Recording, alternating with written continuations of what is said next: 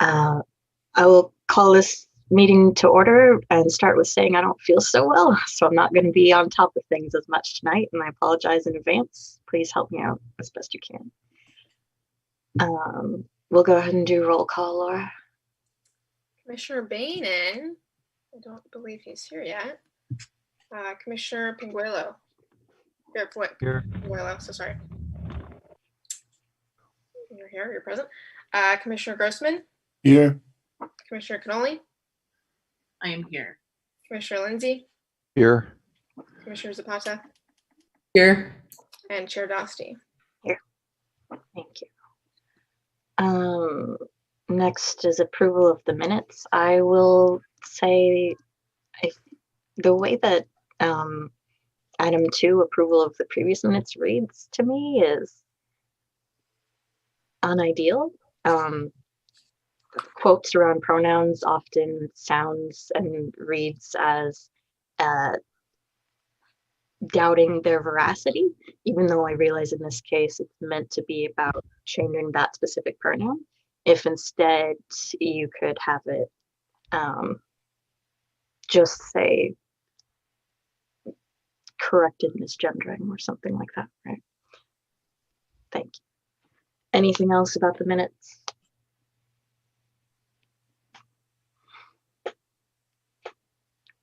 Hearing nothing, motion to approve the minutes. So moved. Do we have a second? I see Commissioner Lindsay. Okay, thumbs up again. Is that acceptable, Laura and Ann? All right, I'll unmute myself. It's a lot of trouble unmute myself. I have to click something. I second it. Okay. Roll call, please, Laura. Do I have to read Commissioner Bainan if he's not here? I guess it's a no for Bainan, or abstention. Commissioner Garrett Pinguelo. Yes. Commissioner Grossman. Yes. Commissioner Cannoli.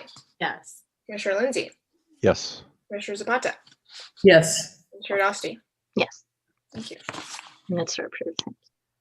Now it is public comment. We are starting earlier, which I think will be better, but folks are perhaps not super aware of that. We only have 3 attendees right now, but it is time for public comment. So if anyone would like to come in, please raise your hands. Giving a few moments for that. Yes, we have at least one, and if you would move them in.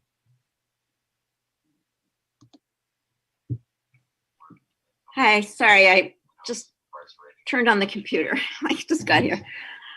Good timing. I wanted to, I was at a rally on Friday about disability parents. I think it's called the Albany Disability Squad. And I was really impressed by what they had to say. I actually videotaped it. And there's a lot going on in the school district around not meeting the needs of the kids with disabilities. And I just was wondering if that's something SEJC could talk about, or maybe think about addressing or finding out more about, or I don't know. It just was, I didn't know anything about it. And I was really impressed by the speeches, and anybody that wants to see the videos, I think they're going to be maybe put on KALB. Otherwise I can figure out a way of getting them to you. But the speeches were passionate, and the concerns were, I don't know, they just made some amazing comments. Like one of the comments, there was, you know, some people there at the rally, but one of the comments was, if we were talking about the class, because there's a bit, I guess, major cuts have been made to the services for kids with disabilities in the school district. It's been going on for a long time, but I guess it's gotten worse, maybe because of the pandemic. I mean, they were saying that if it had been AP classes that had been cut, the whole street would have been full of people, but because it's the kids with disabilities, people are not really talking about it or really aware of it. So I don't know what you will do with this information, but I was hoping there was some way you could have a discussion. So thank you. Thank you for your comment. We'll finish taking public comment if there are any others. Giving it a second. Closing public comment. I actually have something on what she just said. Please. Just information from staff. What is the rule for the SEJC with regard to the school district? What's our scope, and do you know what I'm trying to ask here?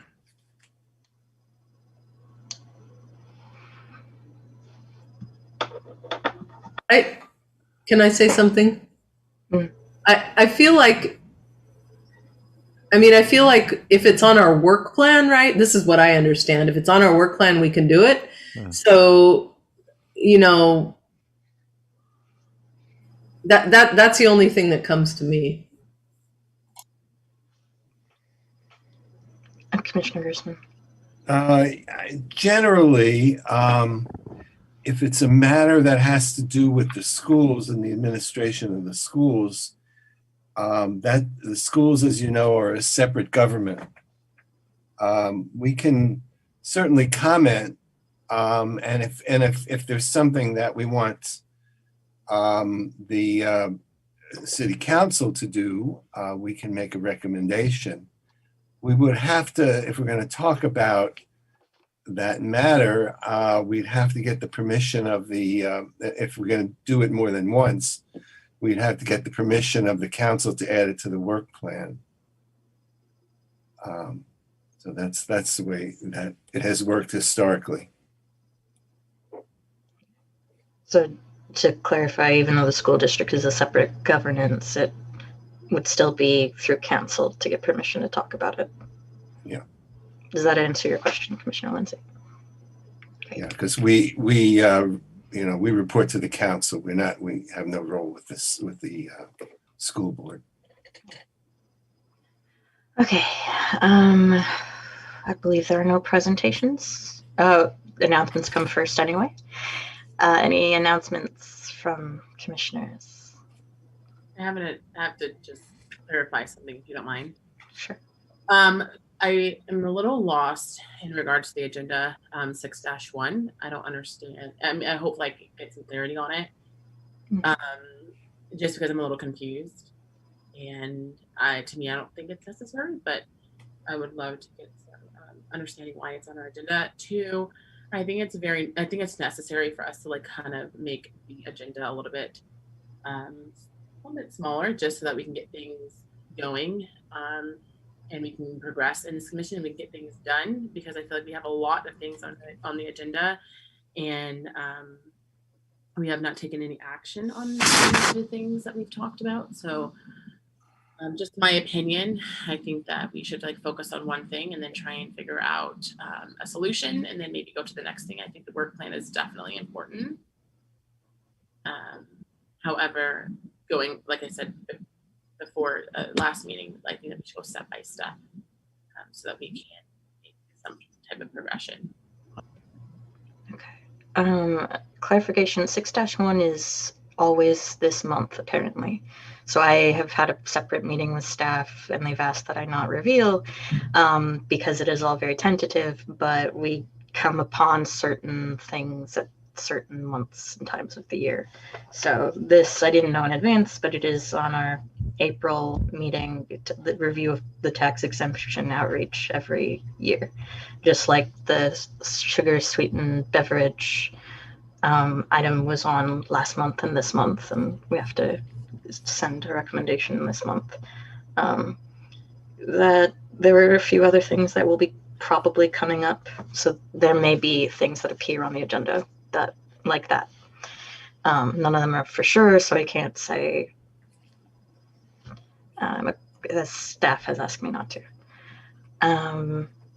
And yes, condensing the agenda, honestly, I would be very interested in other folks doing the agenda. I realize that is part of what I do as chair, but I mostly signed up for chair to moderate the meetings, not to run the agendas. So I am definitely trying to balance different requests, and it is very difficult, and I appreciate feedback and any assistance anyone could give. Just to be honest about where I'm at with I saw Commissioner Zapata and then Commissioner Lindsay. Thank you, Chair Dosty. So I just wanted to make a couple announcements. One is that on Thursdays, well, it started 2 weeks ago. On Thursday, there is some groups organizing rallies on the corner of San Pablo and Marin. And this was in response to the Asian and Asian American violence that has been taking place in our country. And so people came out on the street, held signs, and I believe this is going to be every Thursday. It's happened these last 2 Thursdays. And this was, I think that what's kind of cool is that for Black Lives Matter, for the public execution of George Floyd, people came out on the streets. This happened for months on months. And so this site, I feel like, is kind of turning into a site of, where people are expressing themselves publicly. So I wanted to just announce that. And then another thing is on Thursday night at 7 p.m., Familias Latinas de Albany, which is a community group, is meeting. And this is a group of Latino families with children that go to Albany schools. So they both live in Albany as well as outside of Albany, but have children in Albany. And so this community group is, I'm part of it, and we're starting to organize an event for late April for Dia del Niño, which is a Child's Day to celebrate children. So I will pass on any further information that I have. That event will probably have passed, but since it's still in its early stages, I won't say much more, but keep your eye out for the end of April. An event with lowriders and live music, and I think it's going to be very cool. Commissioner Lindsay. That sounds really fun. I was going to say that I don't know of any rule that would stop you from delegating the agenda making to somebody else, and would encourage you to do that.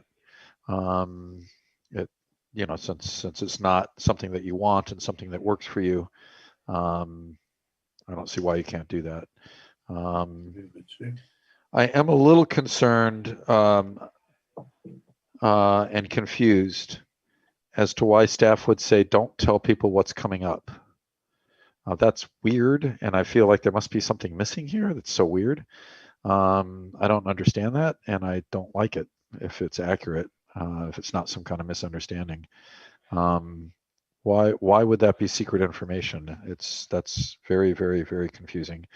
I do want to say, though, that we do have assignments from the council. These are, mandatory assignments from the boss, and the boss is the council.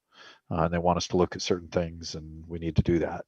But beyond that, I really like the suggestion that we focus on 1, maybe 2, but certainly no more than that, things at a time other than mandatory things that the council has given us. Now, the tricky thing is picking which one thing are we going to do when people want to work on so many different things. But, we vote, right? Let's see if we can reach some consensus and vote. And I think it's exactly right, so we can get some stuff done. Amen. But we just can't avoid.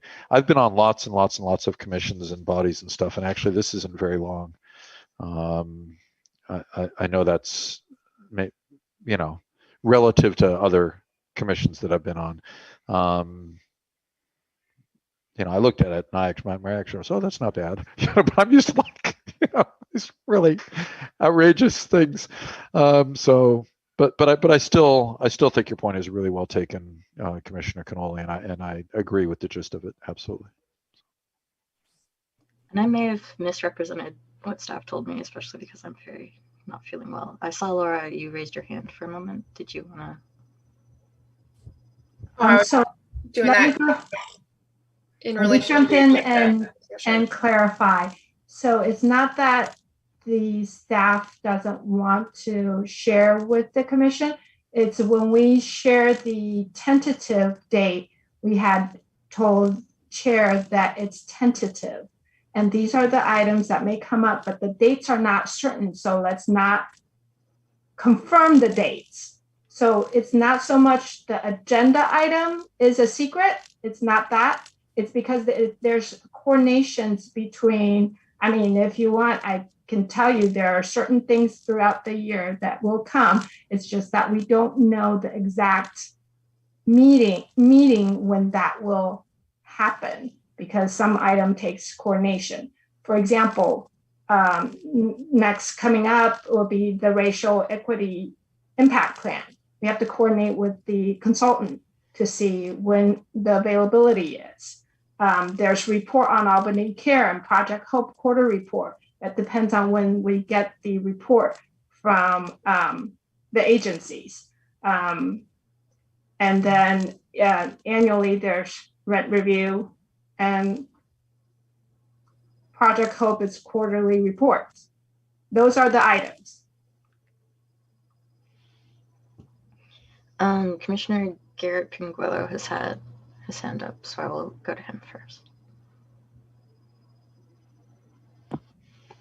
Thank you. It's announcement. Yes. Yeah, so recently Albany has been having a laundry program on Solano Avenue in Talbot at the 24-hour cleaners. And I just want to announce that it's open to the public, anybody who is in need for laundry services that can't afford laundry. The program is every Thursday from 4 p.m. To 6 o'clock. And so just want to let everybody know, that the public know that if you need to do laundry, Solano and Talbot, 24-hour cleaners right there from 4 p.m. to 8 p.m. every Thursday. Thank you. I think I saw Commissioner Zapata first, and then Lindsay. Sorry, I just didn't put my hand down. Oh, Commissioner Lindsay. You're muted. Oh, yes. And I'm always fine with going last or near last because I often have a lot to say. So I can't seem to lower my hand. That's weird.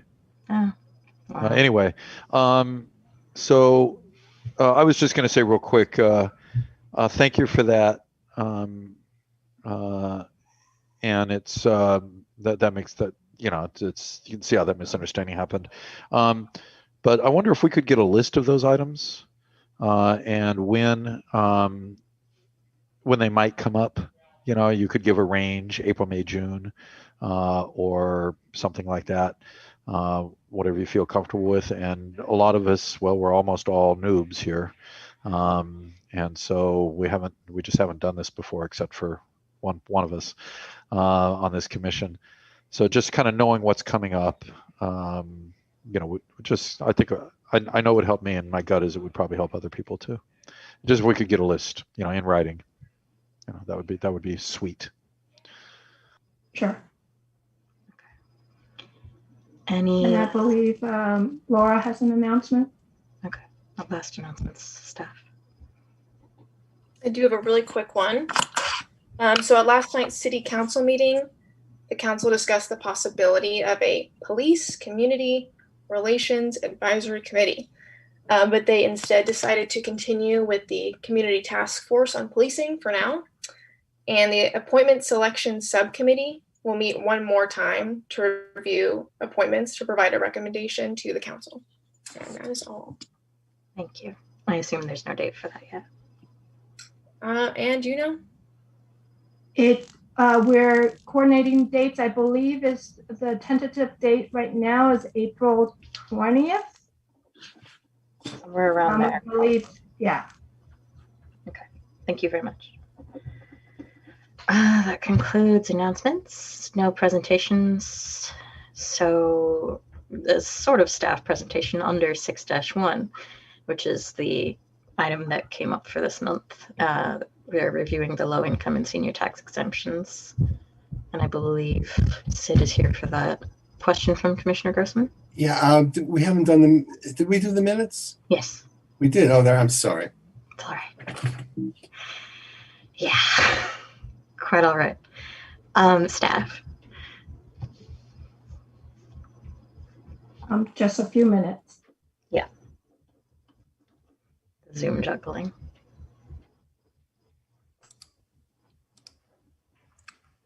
I said, Here I am. Thank you, Chair Dosty. Hello, all commissioners. It's good to see everyone.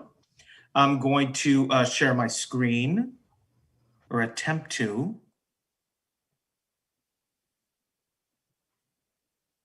And it doesn't look like it's allowing me to share my screen. You should be able to. Oh, I see it. Sorry about that.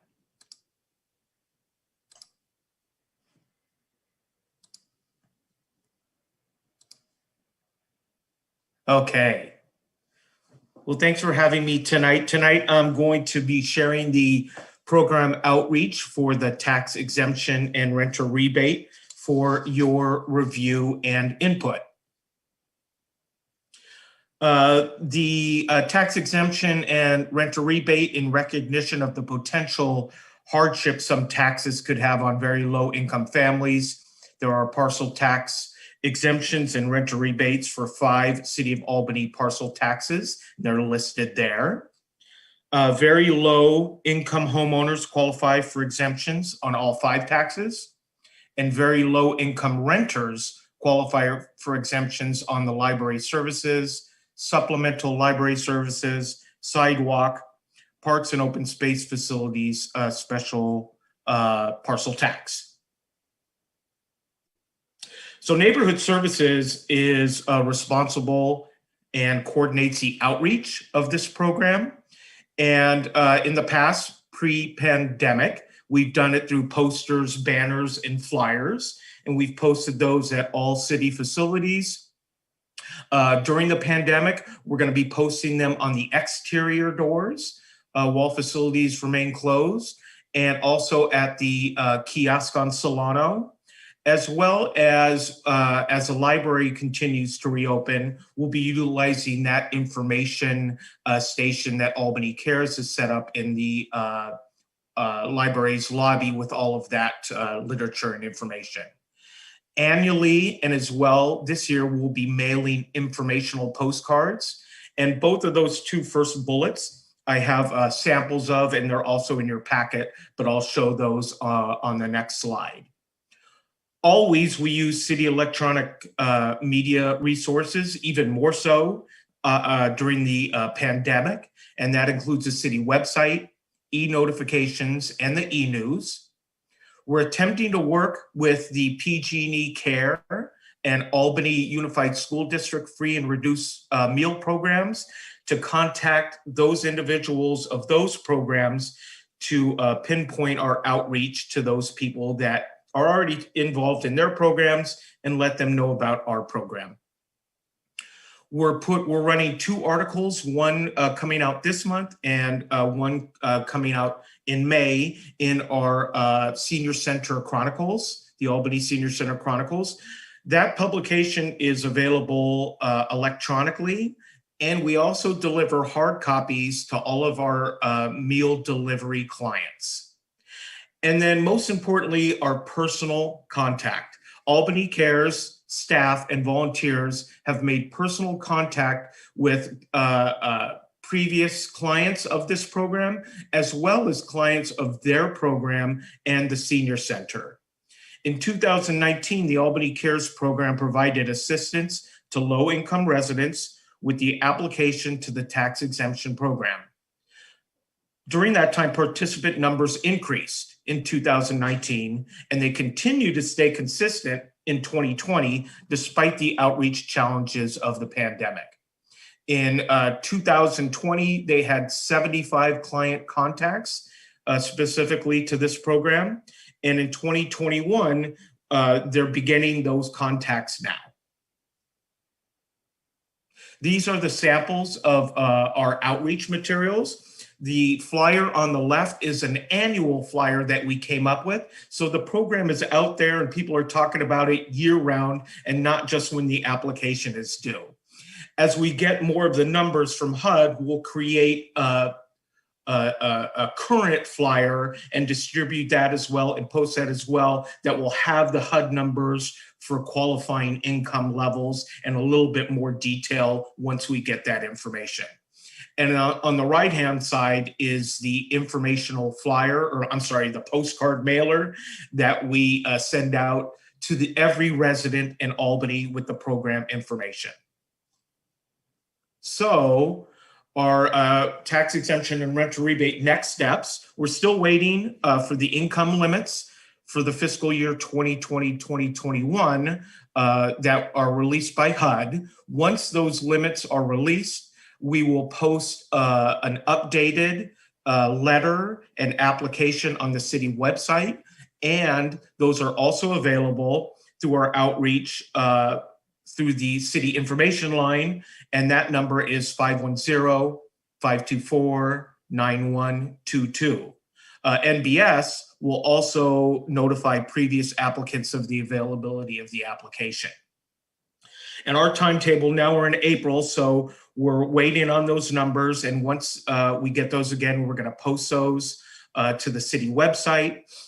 And then we will be mailing those informational postcards to every resident this month.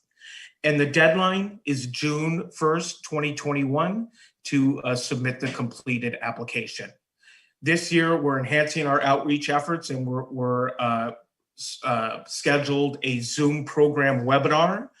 City staff will Zoom and present the program overview and answer any questions on the application process or offer assistance and contact information. The date for this is confirmed. It's Monday, May 3rd, and it's going to be from 12 to 1. So anyone that is interested in registering and receiving the Zoom links, they could contact that information number at 510-524-9122. And that will also be broadcast on the KLAB YouTube channel as well.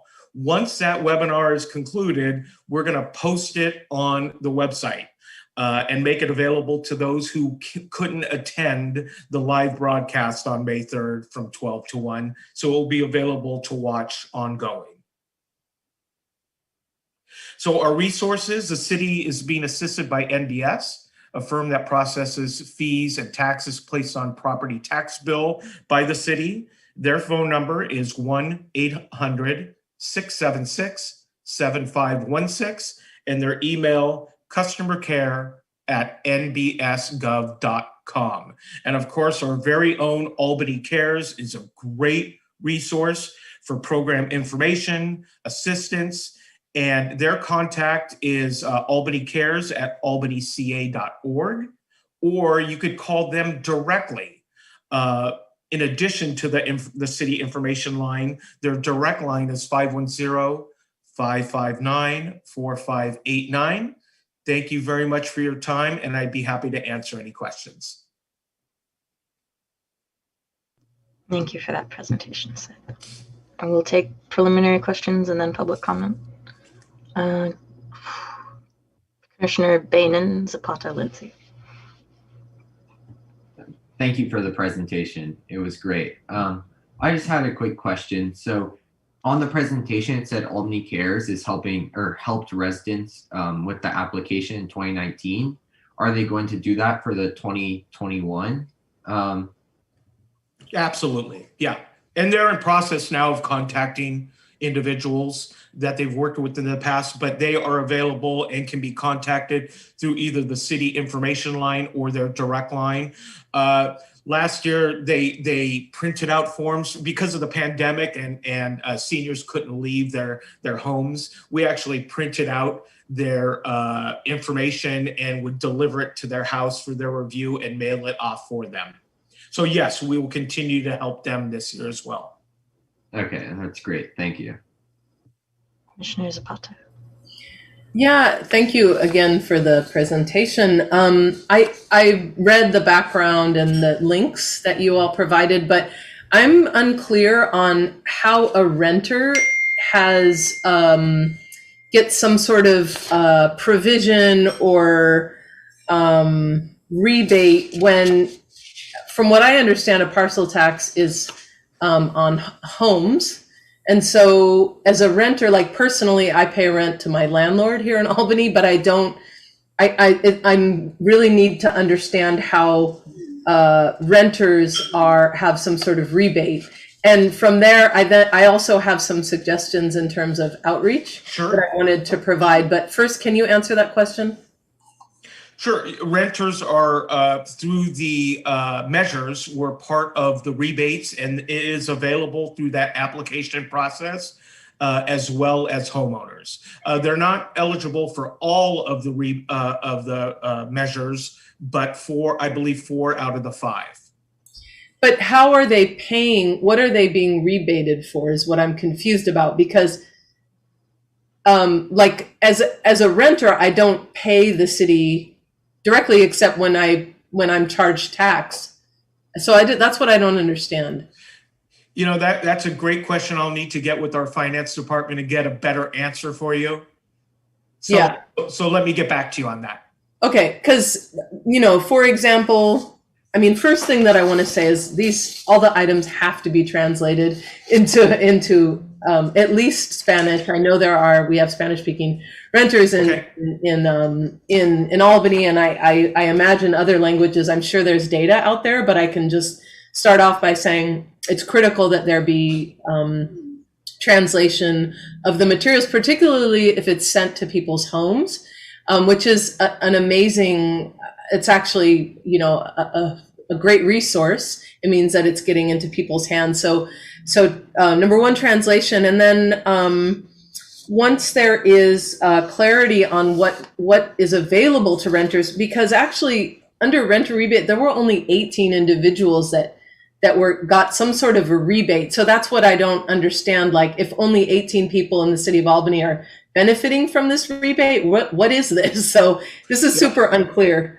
But the other thing that I would say is that if it would go to more people, doing it directly through, I think also wanted to really reiterate the senior center and schools being an amazing place. So those were my comments. Thank you. No, thank you for that translation comment. And absolutely, we have staff that could put that out and help us get that information out as well.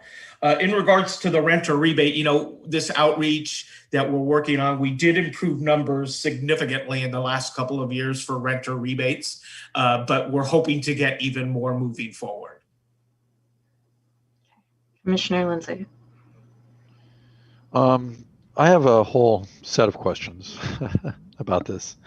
So one is a purely factual one, which is what is the fiscal year in Albany? For this program, the fiscal year is July through June. Okay, so I have many thoughts about this. These all sound like really well-intentioned, and I'm feeling like not well administrated. We're not being very successful. When out of a city of 17,500-ish, we get 66 people, that are getting the rebates. 18 renters, when more than half of the city is renters, or very close to half the city is renters. It really, now I know it has to be very low income renters, but still, somehow it just feels like that can't be right. One question I have is, I've got 5 here.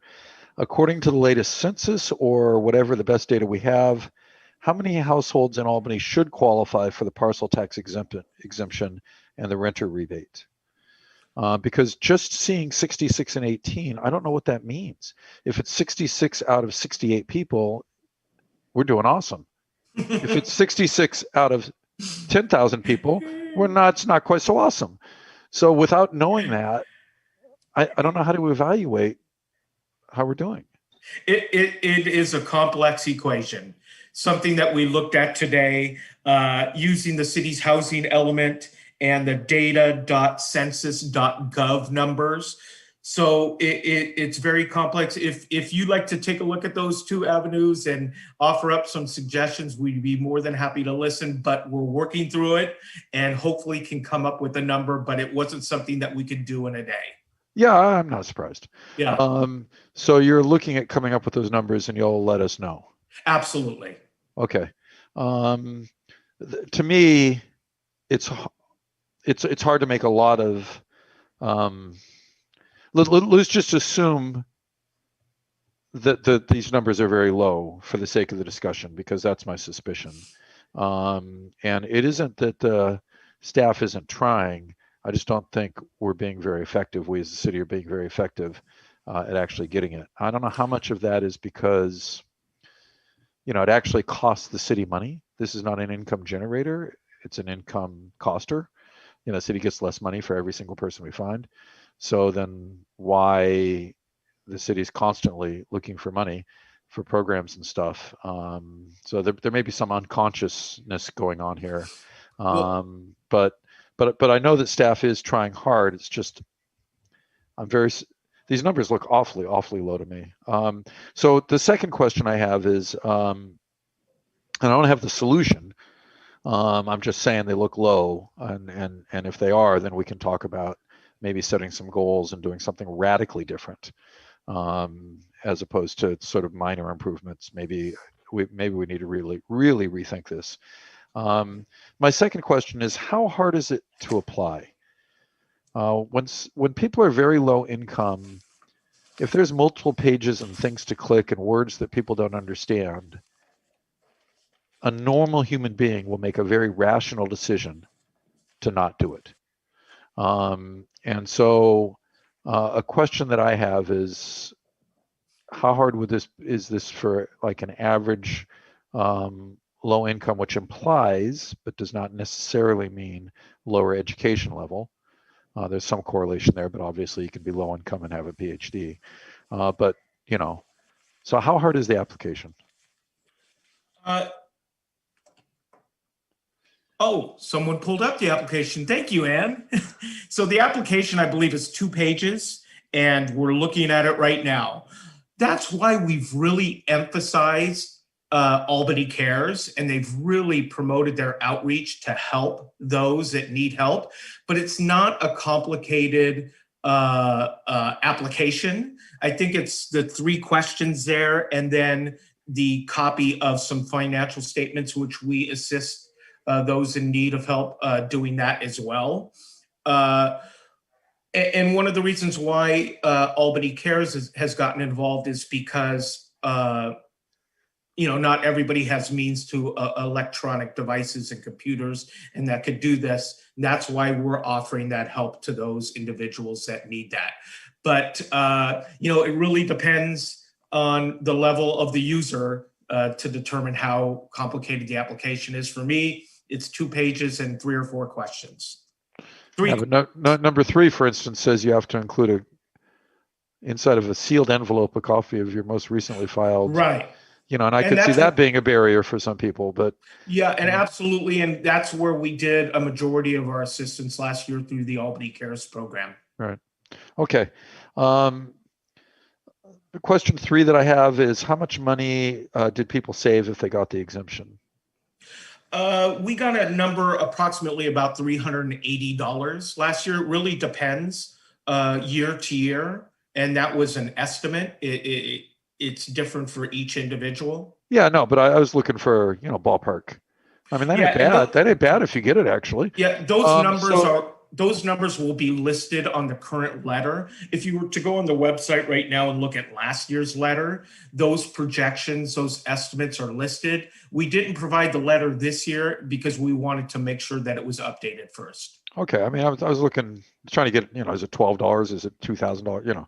Yeah. So that's a great answer. That's for the homeowners. How about the renters? I don't have that number. I just have the 380 as an estimate. If you're able to, that would be great information to have. Sure. One idea that I had was, if this postcard that another commissioner said is awesome, if you're doing it in multiple languages, then you know, if it said save $400, call here, just make it freaking easy, Yeah. then I think without telling them anything, don't even tell them they have to fill out a 2-page application. Just say, if you're very low income, you can save this much money by making this phone call to the city of Albany. I'll bet you we triple the numbers. Right? Great idea. We got to sell this thing. Do they have to reapply every year is my next question, filling out all the forms again? Yes. Because, okay, so why not, if they filled out the form the previous year, just an idea, could they not just sign a testament like you do with the PG&E thing, saying that I did this last year, nothing substantial has changed, under penalty of perjury, I sign my name? Yeah, that's an operations question, and Okay. I'm coordinating the outreach. I can share that suggestion with the administration and NBS, Okay. but that's an operations question. Okay. And then my last question, and then I have a suggestion, is how strict is the June 1 deadline? Because that seems like it's tomorrow. You know, especially when you're dealing with, you know, we're mailings and, you know, so that the people who are trying to get this done are like under enormous time pressure. And you know, people got to work and stuff. I mean, the people that are low income are usually working. By the way, I don't know how they're going to make it to a 12-to-1 meeting, but anyway, you know, during the week, 12-to-1. And that's why we posted on the website. So yeah, I'm just thinking, you know, but anyway, that just seems so freaking soon. How are you going to have the time to do what we need to do here? The deadline is there so the paperwork could get processed before the taxes are assessed. However, we did have a couple incidents last filing year where we were able to get a few extensions because of the pandemic. So June 1st is the deadline, but case by case, we look at you know, reasons why they may be delayed. What would it take to extend that deadline? Once again, operations question, I would need to run that through our finance and NBS. Because you know, I know that can cause a hardship on staff when you squeeze them on the far end. I've been squeezed many times in many jobs like that. But June 1st is so soon. You know, that even a 2 or 4 week change in the deadline might really increase the numbers. So that's you know. So then my suggestion was going to be that the city consider setting goals for staff and for and maybe for the community. Once we know what the numbers are, how many people there are in the city that could get this thing, it'll be an estimate, of course. Then we could set goals and really, you know, sort of be goal driven. How are we going to get 300 people? You know, how are we going to get 300 of our 10,000, well, or 2,000 people that are eligible? And for the renter, you know, rebate, maybe it's, you know, how are we going to get 100 people? And sort of think of it like that rather than let's try this, and the other thing. And anyway, so that was another, maybe that's an operations suggestion. I don't know, you know, but. If you wanted to make that suggestion or make that request to the city council, yeah, then yes, absolutely. Okay, so at some point, Chair Dostin, whenever it's appropriate, I'll make that be a motion, but not at this time. Okay. So I see several hands preferring to do preliminary questions before public comment and then discussion. I realize we've already gone into some more substantial discussion. We'll go with Commissioner Grossman, then Garrett Pinguello, then public comment, and we'll be back. You're still muted, Commissioner Grossman. Thank you. I wanted to say that I don't think this is an easy application at all. You have to know what tax measures to check. I mean, I'd have trouble with that. Then you have to have this information that you have to turn in. It's not nothing. Councilmember Jordan has always been very interested in this issue. And what he has done in the past is simply to provide the number of people who are eligible for the PG&E cost reduction program, because it uses the same structure as this does. And in the past, he's cited that, and it's quite a significant number of people who are eligible for that, who are also would be eligible for this and are not getting it. So I suggest you take a look at the PG&E numbers. I also think it's very hard to have an effective discussion about this without understanding what renters are eligible, because I don't, should there be a lot of renters? I don't imagine there are a lot of low-income homeowners in Albany. I mean, there may be some, but the low income people in Albany are more likely to be renters. And so the question is, what are they eligible for? If they're not eligible, if they're not paying the tax, at least not directly, as Member Zapata suggests, are they eligible for any kind of a rebate, and what a rebate for what? So we need that information, I think, really to have a meaningful discussion about how much outreach we should do, because if there aren't a lot of people that are eligible, then there's not a lot of point in doing a lot of outreach. So if I could comment just a bit for the PG&E numbers, UC Village is eligible for the utility PG&E reduction. However, they're not eligible for the renter rebates because UC Berkeley they're exempt and they don't pay those taxes, so there's nothing to rebate. So that's why the numbers are, I think, different. It doesn't mean that we're not motivated to increase our numbers, and that's why we're making these efforts and really focusing on reaching out to PG&E and reaching out to the school district to be a little bit more specific in our outreach to get those to get this information to those individuals that are already participating in these reduced fee programs. But once again, the PG&E numbers are a little bit off, because UC Village can qualify for the PG&E care program, but they cannot qualify for the renter rebate program. I see a quick comment from Commissioner Cannoli before we move on, if that's directly related. Yeah, really quickly. So University Village actually do not partake in PG&E. So yeah, we do not have any affiliation with them. So we obviously don't qualify for either. I just want to make that clear. Thank you for clarifying that. Commissioner Garrett Pinguelo, and then we'll go to public comment. Hi, Sid. I'm on the Albany Cares website right now, and it says that the phone number is 510-524-9122. I don't know if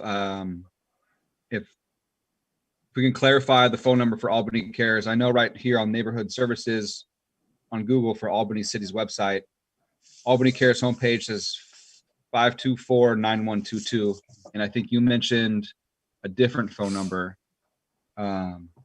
Just want to clarify, just to make sure that's correct. Thank you. Yeah, so Albany Cares is working remotely. So they are using that general city information line for general information, 524-9122. I gave that specific direct line to Albany Cares for this program. And that number again is 510-559-4589. Okay, thank you. So people can call either number? Absolutely. Thanks, Sid. Keep up the good work. You're welcome. And I have some feedback, but we'll save that and go to public comment now. And if you would move in the first member of the public.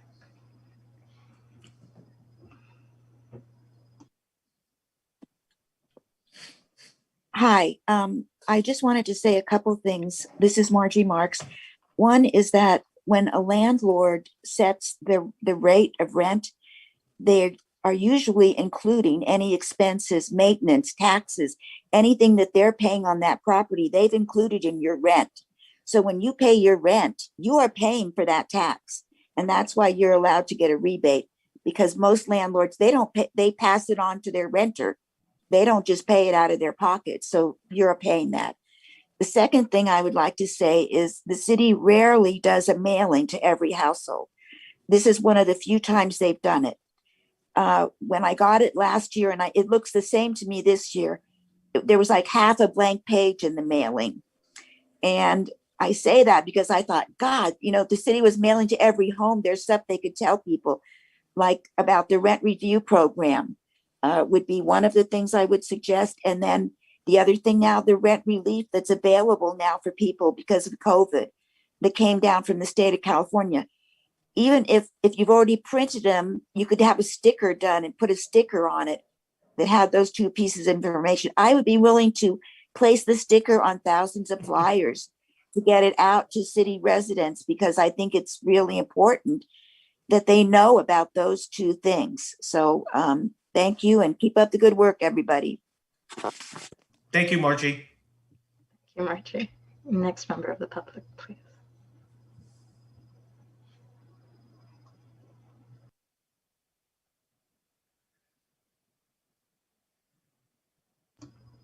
You should be able to unmute.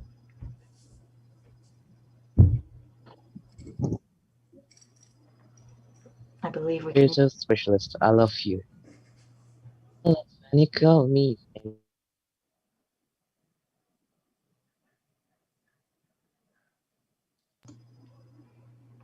Okay. Zoom bomber happens in my classes sometimes. Yeah. Sounds like just the same age as the ones who Zoom bomb mine too. Any other hands? Seeing none. Closing public comment. Okay. Go ahead, Commissioner Gary Pinguello, and then I'll have something.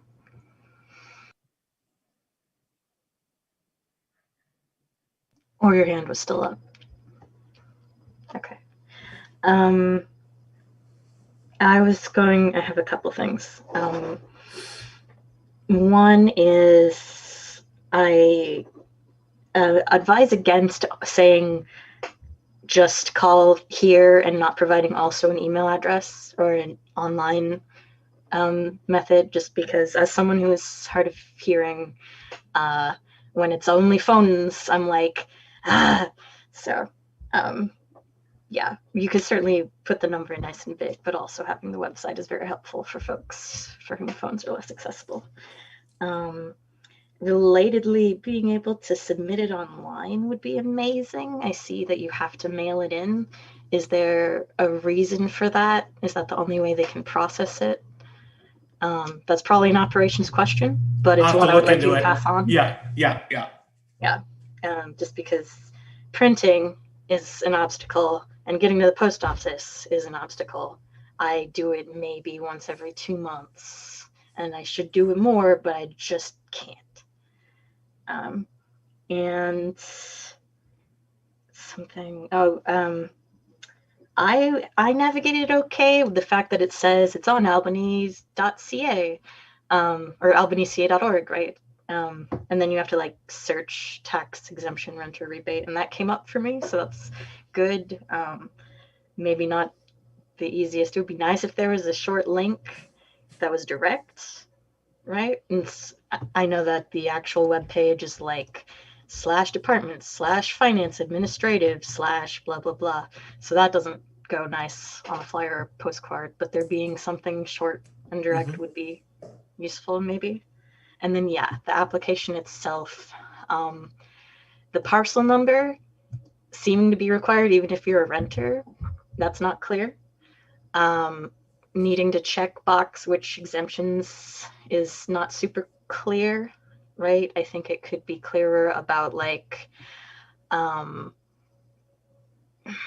not pay for like, or maybe to have it be the default that I'm applying to get a rebate and not pay into any of these, except actually you can go ahead and tax me for this, right?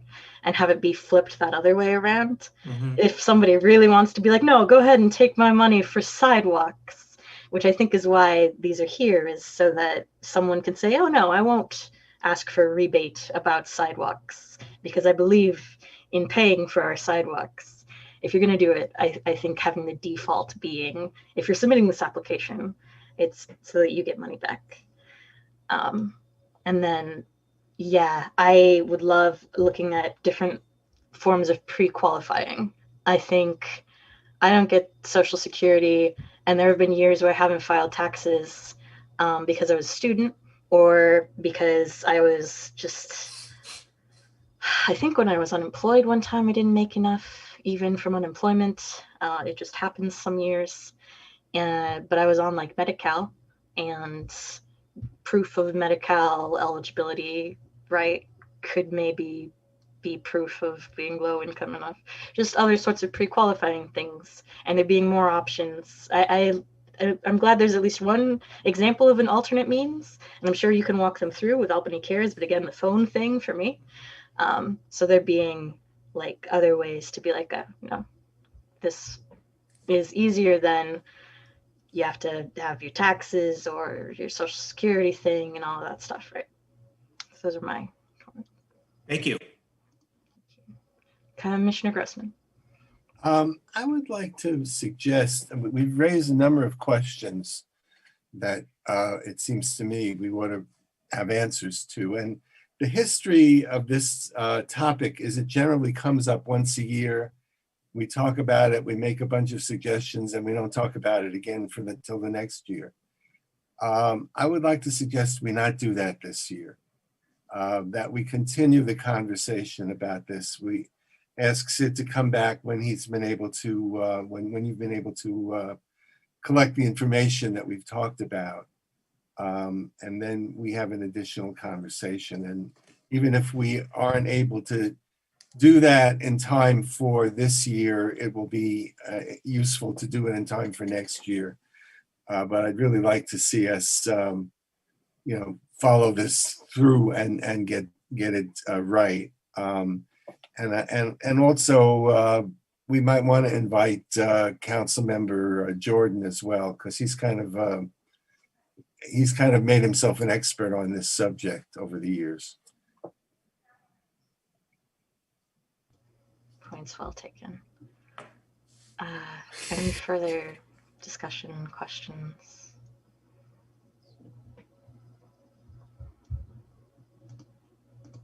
Seeing none. Now, Commissioner Lindsay. So I'm guessing that we have to, if we have any recommendations, we have to make them this meeting. Because it's April already and the current deadline at least is June 1st. So we don't have time to get the questions answered. I would request that for the next year, maybe way before April, we start having this discussion in terms of agendizing stuff, because staff really, I gave them a heads up, but the heads up was they got the email this morning or yesterday morning or something. It was not much of a heads up. And if I'd had my stuff more together, I could have asked them those questions a week ago. But so anyway, so I apologize for that. I will say, by the way, Councilmember Jordan is actually an expert at these kinds of questions that I was asking. And I'll bet you if you ask him, he might be able to come up with and he's very interested in this topic also. So he's both motivated and quite capable. You'll be amazed, how good he is at that, at taking census information and other information and answering questions like this. He's a researcher by trade, So is it correct, staff, that we need to give a recommendation tonight, period? If we're giving one on this topic, because this is the agenda the topic is on. No, I mean, it would not be terribly meaningful if we tried to do it next month, because the deadline, my gut is that that's the case, that we have to make recommendations even without that much information because the deadline is coming up so fast that staff doesn't have time. We don't have a month to play with, is my gut. Is that correct? I would say it's a recommendation, but I don't think it's required that you have anything set in stone tonight. But and do you have anything to add to that?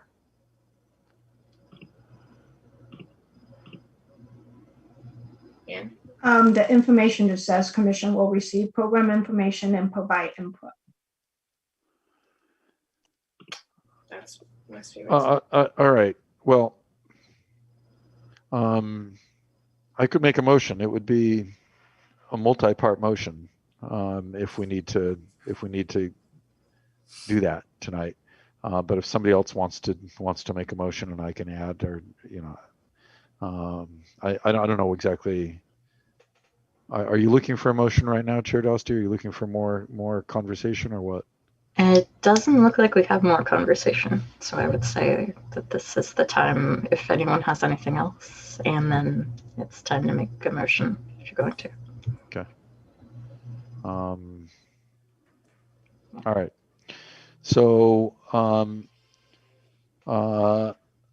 there's going to be a lot here, and sorry, or Ann or Laura, whoever is doing this, although some of it is pretty close to what I sent you. So one thing is we would request from the City Council that we get these numbers as to how many people in Albany are actually eligible for this, as soon as it's practicable. For those who don't know, we can't direct staff to do that. We are not staff's boss. The council is staff's boss. We can only ask. Second thing is, I think there's a consensus. I'm asserting that there's a consensus on this commission to suggest that they drastically simplify the application, that it's a barrier. We strongly suspect that it's a barrier to lots of people. And not intentionally, there's no criticism here. We're just doing our job and saying it needs major simplification. Sid and other staff might say, if you want a subcommittee to help work with you on that, we will. And if the subcommittee would just get in your way, then maybe we should stay out of your way. I don't know what would work best. Part 3 was the question, getting the question answered about approximately how much do homeowners and renters save. We got, to me, a completely satisfactory answer. It's around $380 for homeowners, but we don't know about renters yet. Margie Marks's comment that there's a very good chance that these costs are being passed on to renters from landlords, and that may be why there's the rebate. It was a really good question, and I think we got a really good answer to it, actually. And then a suggestion that if they were found eligible the previous year, that with one line, they check off something, sign it, they're done. And under penalty of perjury or whatever you want to put in there, and if you get caught, you're going to have to give the money back or whatever, whatever you want to say there, if their situation did change. But if they say the situation didn't change, so yes, I want it again this year, we should accept that. I recommend that we extend the deadline this year. And if next year it's going to be June 1st, then we need to get moving on this way earlier in the year. As much as possible, if it's only a week, that's what it is. But if it could be a month, that would be really nice. And that finally, I move that we recommend to council, all of these are in that form, that the city council set goals for parcel tax and renter rate exemption participation, direct staff to attempt to reach those goals, and maybe get some help in the community to reach those goals. I think there's a lot of people who would help out. I will. It means knocking on doors or whatever we got to do. And finally, then somebody said, if they get the PG&A rebate, So I'm taking, this is somebody else's idea, but I'm just putting it in the motion. If people got the PG&A rebate or free and reduced lunch, that they automatically qualify. You're done. You already qualified for one, so you qualify for the Albany one too. So that's the motion. And you know, Recommended. tonight- All this is a recommendation to council, right? Yeah. Sorry. Go ahead, Sid. Am I muted? No, I'm not. So for tonight, I mean, you're welcome to make any recommendation that you like, but I could take the input that you've all given me tonight, and some of it is really, really outstanding stuff, and incorporate it into our outreach moving forward for this year, and then make any adjustments that we need to make for next year. But you could do that. I could do that based just on your input tonight, or if you'd like to make a recommendation, you could do that as well. Commissioner Cannoli, then Grossman. Question said, why can't the University Village take in this parcel tax exemption? Because the tax isn't being paid, so there's nothing to rebate. So UC is exempt and they're not charged for these taxes. Got it. Okay. Commissioner Grossman. And you're still muted.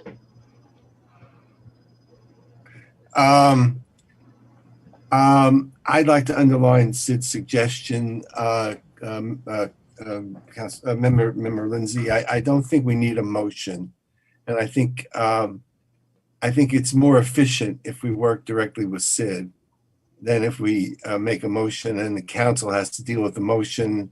Who knows when they'll get around to it? It's complicated. As long as we can work directly with Sid, as long as he's responsive, I think that'll be more effective. And he's very responsive. So I would suggest we do that, and that we bring it back very quickly, that we not even wait several months, that we bring it back within the next couple of meetings to work further on it. And Sid can report to us on what he's been able to do and what he's not been able to do. And, you know, if after that process goes on, there are things that we're still concerned about, then I think we can make a motion to council. But this is really about implementation. It's not really about policy. So I don't think council really needs to play a part right now. Commissioner Zapata. Yeah, thank you, Commissioner Grossman. I think that's a great idea, because it really is. It's like a time for stuff to start happening in terms of flyers getting, printed, and stickers. Thank you to Margie for offering to put thousands of stickers on a flyer. But I also want to underline the need for translation of the materials. So what Commissioner Lindsay said, he didn't mention the translation. And I mean, again, I go back to if this really is. So what I appreciate what Margie mentioned, although it's not entirely clear that this is being passed directly from the landlord to the renter. So I think that this part of the equation is very unclear to me, what exactly. So it's hard because we don't have another meeting. So I just kind of want to give you a heads up, like Sid, like if it does seem that this is going to really benefit what is termed very low income, which frankly is very this is very close, so close to the poverty line that these folks really need this information in a variety of languages, and that support, however much it is, it's critical that we get it out to the members of the community. So I think Commissioner Grossman is really right in terms of we're depending on you, Sid. So please get the word out, and you're going to need to look through the lens of whether how this is affecting renters, because I think that's a little unclear to us tonight. But these renters in the city of Albany are our most vulnerable in terms of housed people in the city. They're different than homeowners. So that's just what I wanted to say. Thank you. Commissioner Lindsay? Well, a lot of what we were suggesting sounds like it's operations, not outreach. And so my concern is that what's going to happen with all the operations suggestions, such as making it dramatically easier to qualify and dramatically easier, the application dramatically easier. Those are the gist, I think, of what we're saying here. So that's why I could see, I mean, Sid, you can't commit to that stuff, right? You can commit to outreach stuff because you run the outreach stuff. The application's coming out any day now. So I think those types of items will need to be for the next process. But some of the other suggestions, the translation, the headline that you suggested, I think those are all doable this year, and I think would be effective. Okay. And also some sort of metric as to how many people were actually eligible. Okay. So that we can, it's like, you know, I just feel lost without that number. But so the operation stuff, you're saying it's just too late. We're really looking a year out at that stuff. So is there something that we can do? That's great. The outreach piece is going to be better if there's a mailing to everybody and you're reaching everybody on the PG&E list and the free and reduced lunch list. That's big. That's pretty big. Translated, you know, catchy headline like you're selling something. You know, make it as easy as possible. I think we are selling something here actually, and need to think like marketers a little bit. And there's a suggestion of extending the deadline. Would they have to ask the council to do that? And so do we need a motion to ask the council to do that? Once again, I think it's an operational item. Yeah. So I would need to research to see if it can even be done. I think maybe before you would ask the council, but and I don't mind looking into that and letting you know. If I may jump in, Please. based on, I don't know for this particular case, for the tax exemption case, but based on other ballot measures that were passed in terms of taxes being added onto the property tax, it's actually the county that we need to meet county's deadline, so that certain, whether it be additional tax or I assume tax exemption, need to go into the county so that it would give county enough time to assess and process their paperwork before their property tax bill goes out. It is really not up to, it's not up to us. And there may be cases like Sid said, but that would be like on a case by case thing. And I think because of the pandemic last year, there might've been some exceptions, but it is really not our deadline. It is the county's deadline. That Chair, may I respond? That may be the county's deadline, or maybe the county's deadline is October 1st, and then they were told get stuff by October 1st, and then somebody in the city or somebody else in some other county department, you know, everybody just moves the deadline back to give themselves time to get the next step done. And I wouldn't be at all surprised if that's what happened. I've worked in lots of large organizations and sometimes with cities where that was exactly the case. And so everybody's trying to give themselves enough time to do their piece of the work. And I'm just saying that in this particular case, in this particular year, it might make sense to find a way to move that deadline if we can, so we can get more people signed up and get money in people's pockets right when they need it the most. So all I'm saying is let's look at it. That's, And definitely, we heard the feedback, and we can Okay. definitely check. Now, given that hearing back before June 1st would require it being the May meeting, does that still work? Anne? I'm sorry, what was your question again? Would we Sorry. be able to hear that in the May meeting? About whether or not the deadline can be extended? Yes. We can try, but well, Commissioner Lindsay knows, dealing with the county, sometimes we don't get responses right away. That's, yeah. Oh my God. We can definitely try, and we'll see if we get a response. Then I And believe, like Commissioner Lindsay said, it may not just be a straight route, because there's, we need time to take in the information. We need time to send it to our consultant who processes all this paperwork. They need to sort through all the paperwork, and it needs to turn around and send it to the county, and county needs to process the paperwork. So it's not a one stop. understood. Would it be valuable to, because I believe council has more weight in asking for the deadline to be extended, for us to recommend that council asks county for that deadline to be extended, as Commissioner Lindsay's original motion was?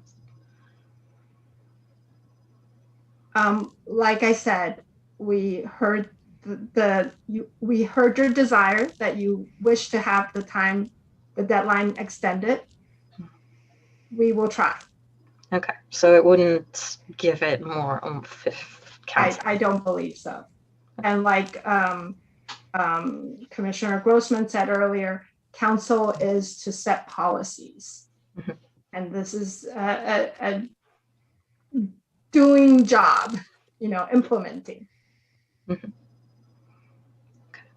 Then Commissioner Lindsay, your motion is still on the table.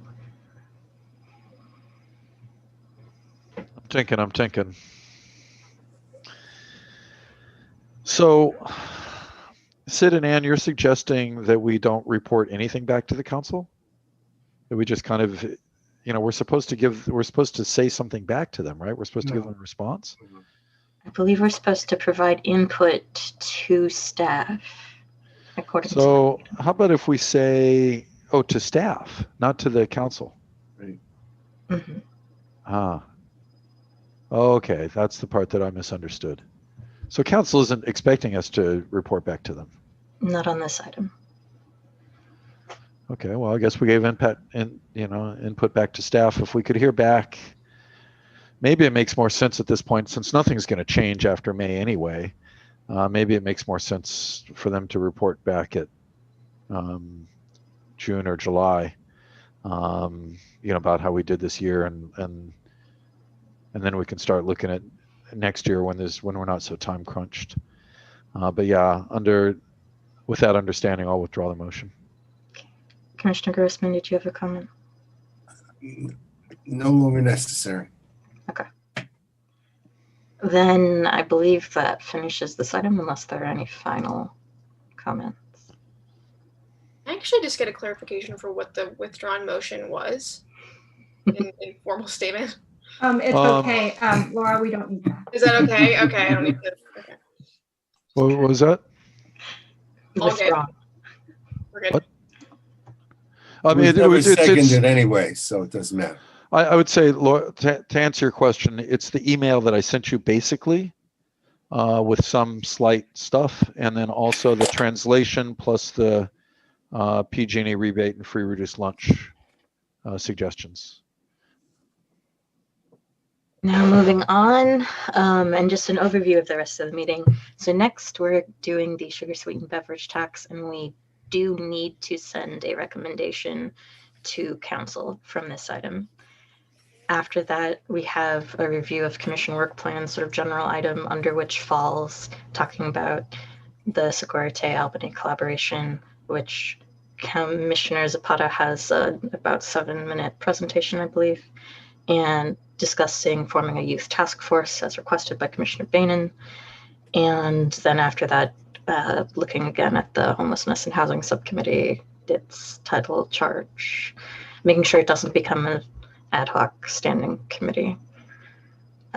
So that is an overview. And now we're moving into looking back at the sugar-sweetened beverage tax. And there is the attachment, which is my notes of what we liked last time. And the total amount, I actually don't see here, sorry. Was it 200 staff? Could you clarify again?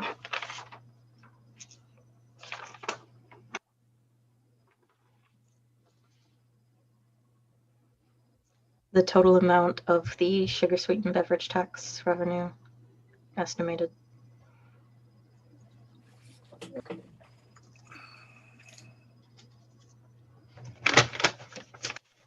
Hold on a second while we pull the staff report up. Yeah.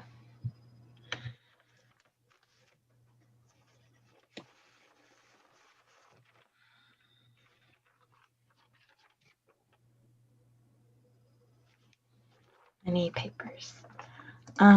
Commissioner Grossman, you had something to say already? Go ahead. Yeah, I think just to simplify things, since we've already identified the things that that we thought were feasible and made sense, I'd like to put a motion on the table so we can have some discussion. I'd like to suggest that we continue the bike safety program, and that the remainder of the funds for this year be diverted to rent relief. And I'd like to suggest that we approve those 2 items for this year. Okay. The motion is on the table. Discussion. Need a second. Oh, right. Sorry. I second that. Okay. Can I clarify, does this specify diverting the unspent crossing guard program from 2020? Yeah, which, by the way, I learned that money is now in the police budget. Okay. Okay, so all rent relief along with continuing the bike safety program and specifying the diversion of unspent fiscal year 2020 funds from the crossing guard program subsumed into the police department budget to instead all go to rent relief. Further discussion. Commissioner Lindsay. Question on the rent relief. So would that mean that like somebody who hasn't paid their rent for 12 months, we would pay it for them? Is that what it means? I believe so. Like that? That's what Okay. rent relief is. All right. So if that happens, and if you figured somebody's paying $2,000 a month rent, when I was knocking on doors for one of the things, I was talking with some renters, and somebody had this small place and it was $2,000 a month. So that's where I came up with that number. I don't know if it's reasonable, but at any rate, that's about $25,000 a year. So that means if you had 200,000, we are helping out 8 households with $200,000. Rent relief is horribly, horribly expensive. And so, I mean, I just, we need to be spending millions. We need to be getting money from somewhere, somehow. But I just don't see that this is, unless I'm misunderstanding something, unless it's happening in some other way. And the other thing is that,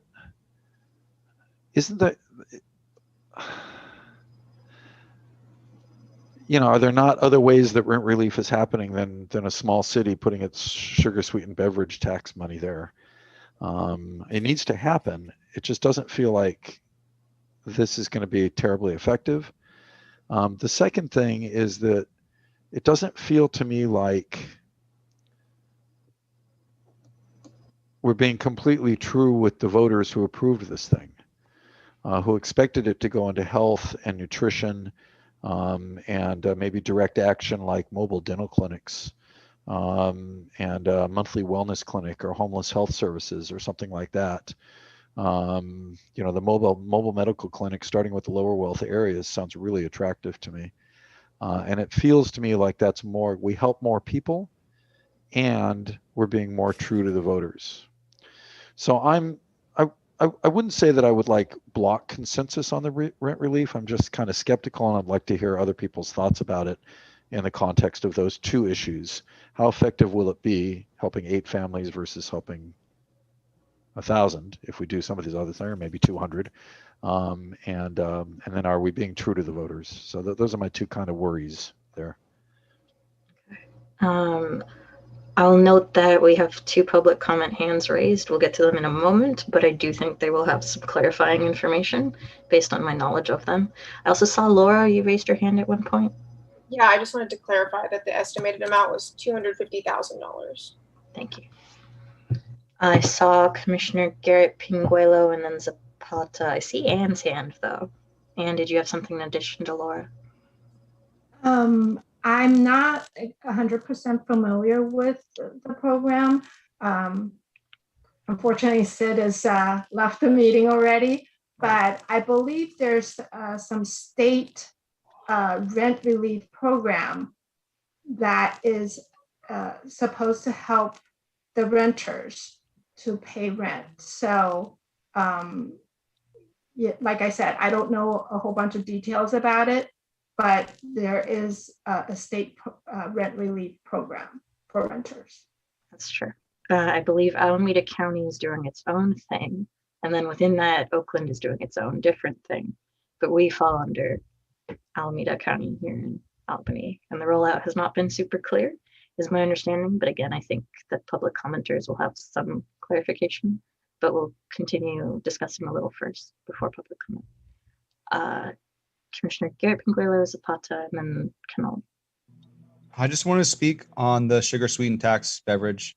Are we there yet or not yet? Yes, that's where we are. Okay, well, I'm just not sure exactly what's going on, because it's supposed to be for health, right? Sugar-sweetened beverage tax is supposed to be for education, water filling stations,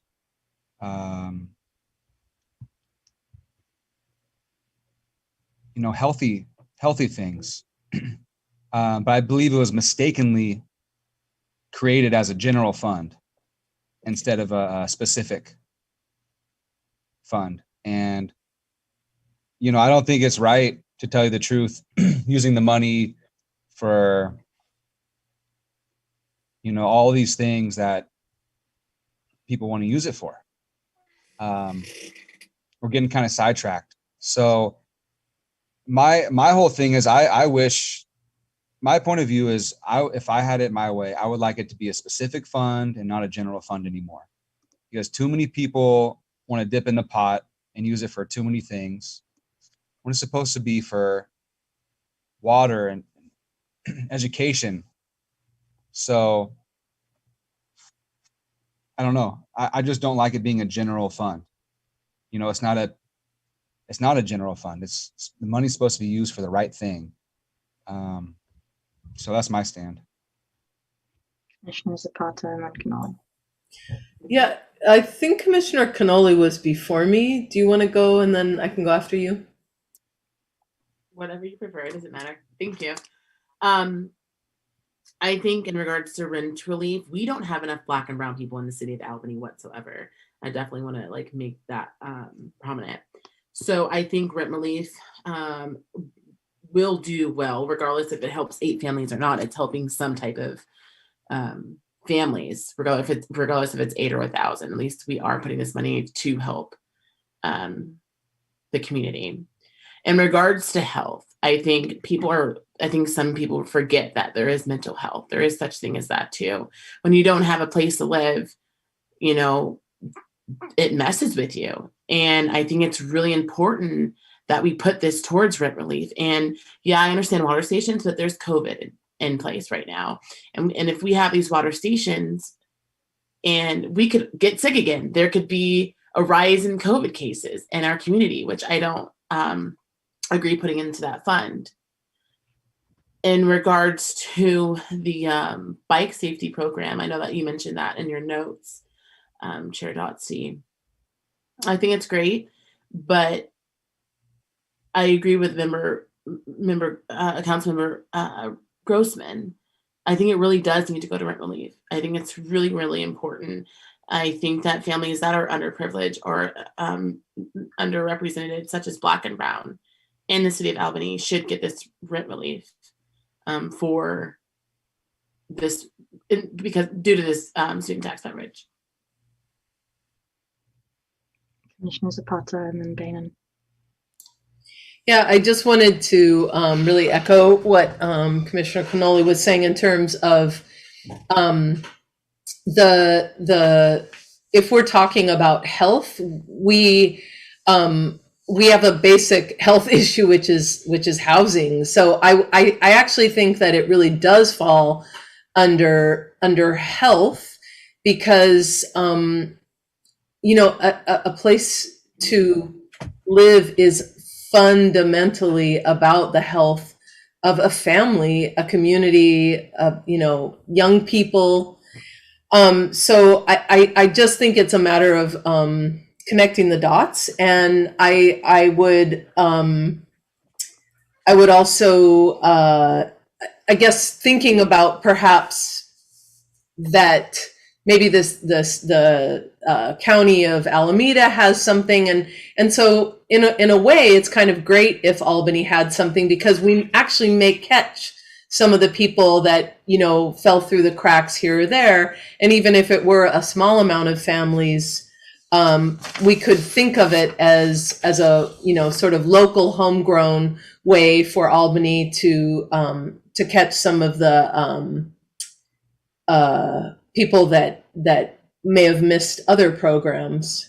And the last thing I want to say is that I really want us to remember that these are recommendations, and that the council has not in the past always voted for what we've recommended. So I think we can perhaps have some humility, and maybe if we go hard on rent relief, they'll see it. So, you know, I wouldn't mind sending a recommendation that said all of the money should go to rent relief, because we are in such a crisis in terms of low-income people losing housing. And this is utterly, this is like hair on fire moment, that this affects families, children. So, you know, I guess I'm down for even just let's just put it all there, because of the state we're in. Commissioner Bainan. I fully believe in rent relief. I believe it could be really an instrumental program to help many Albany families. But I also think we need to look at the quantity of people we're helping. I think rent relief is it's a really important program, but at the same time, this is something that almost every Albany resident pays into, and I think a lot of Albany residents should benefit from this tax that's imposed on them. And I think a great way to do that, and it doesn't even have to be the majority. Like, for example, for under $10,000, you can provide every AUSD student with a water bottle, which I now know teachers want, because no water fountains are open at schools or anything, and 8 water bottle filling stations around Albany. And I think that we can really find a good balance of supporting rent relief while supporting the community as a whole in another program, such as water bottle stations and water bottles or cycling or something of that matter, while still dedicating most of the budgetary funds to rent relief. I want to get to public comment, and I think everyone has had a chance to speak so far. If anyone has something very brief first, we'll do that and then go to public comment. No? Okay. If we could do public comment, please, Anne. Hi, I don't know that I will be able to give you more information, so I hope that, Corey, that you were not referring to me and maybe to the other person, whoever that is, maybe Margie.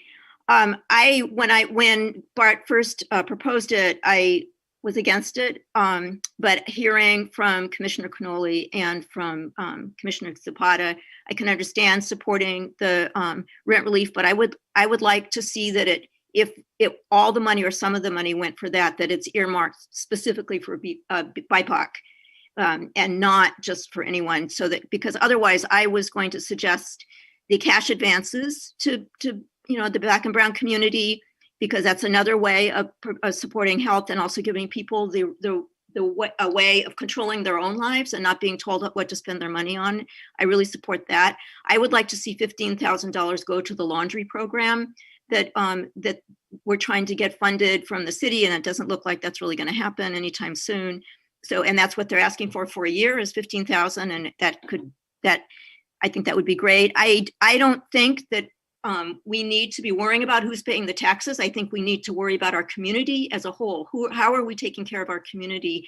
And I don't see how water bottles, my guess is that most of the high school students, I may be wrong, but I'm guessing that most of them could get their hands on a water bottle. And there are water bottle filling stations. They've just closed them around the city. So I think in the long run, maybe that's a good idea. But in the short term, I think we really need to look at what health is. And I think housing is healthcare. I even have a quote from somebody about that. And also we need to think about mental health, cleanliness, and dignity, and being able to apply for a job or work or all of those things go along with having clean clothes. So that's what I would encourage you to do. Secondary to that would be a mobile medical clinic or mobile dental clinic. But I think considering what this year has been like, probably that would be for next year. So I would say most of the money, just to summarize my rambling, most of the money going to rent relief to BIPOC or direct cash and advances or a combination, $15,000 to the laundry program. And then, did I say anything else? I can't remember. I think that was it. So thank you. Thank you, Julie. Next, please.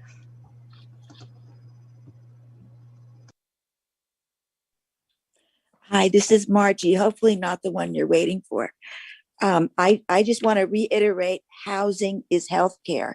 Anybody who has been unhoused could tell you that, or close to being unhoused could tell you that. Okay, number one, the state does have a program now that Albany residents are eligible for rent relief. Number one, it's unclear to me how effective it's going to be and how many Albany citizens will qualify for this particular program. I have no idea. So that's one issue. The second issue is I think the city needs to spend some money to do outreach to let renters know about the program so that they can apply and hopefully get the money so the city's not spending it.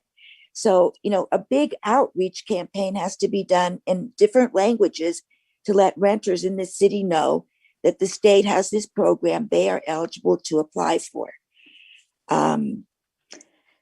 The second, I think I would love to see the money go for rent.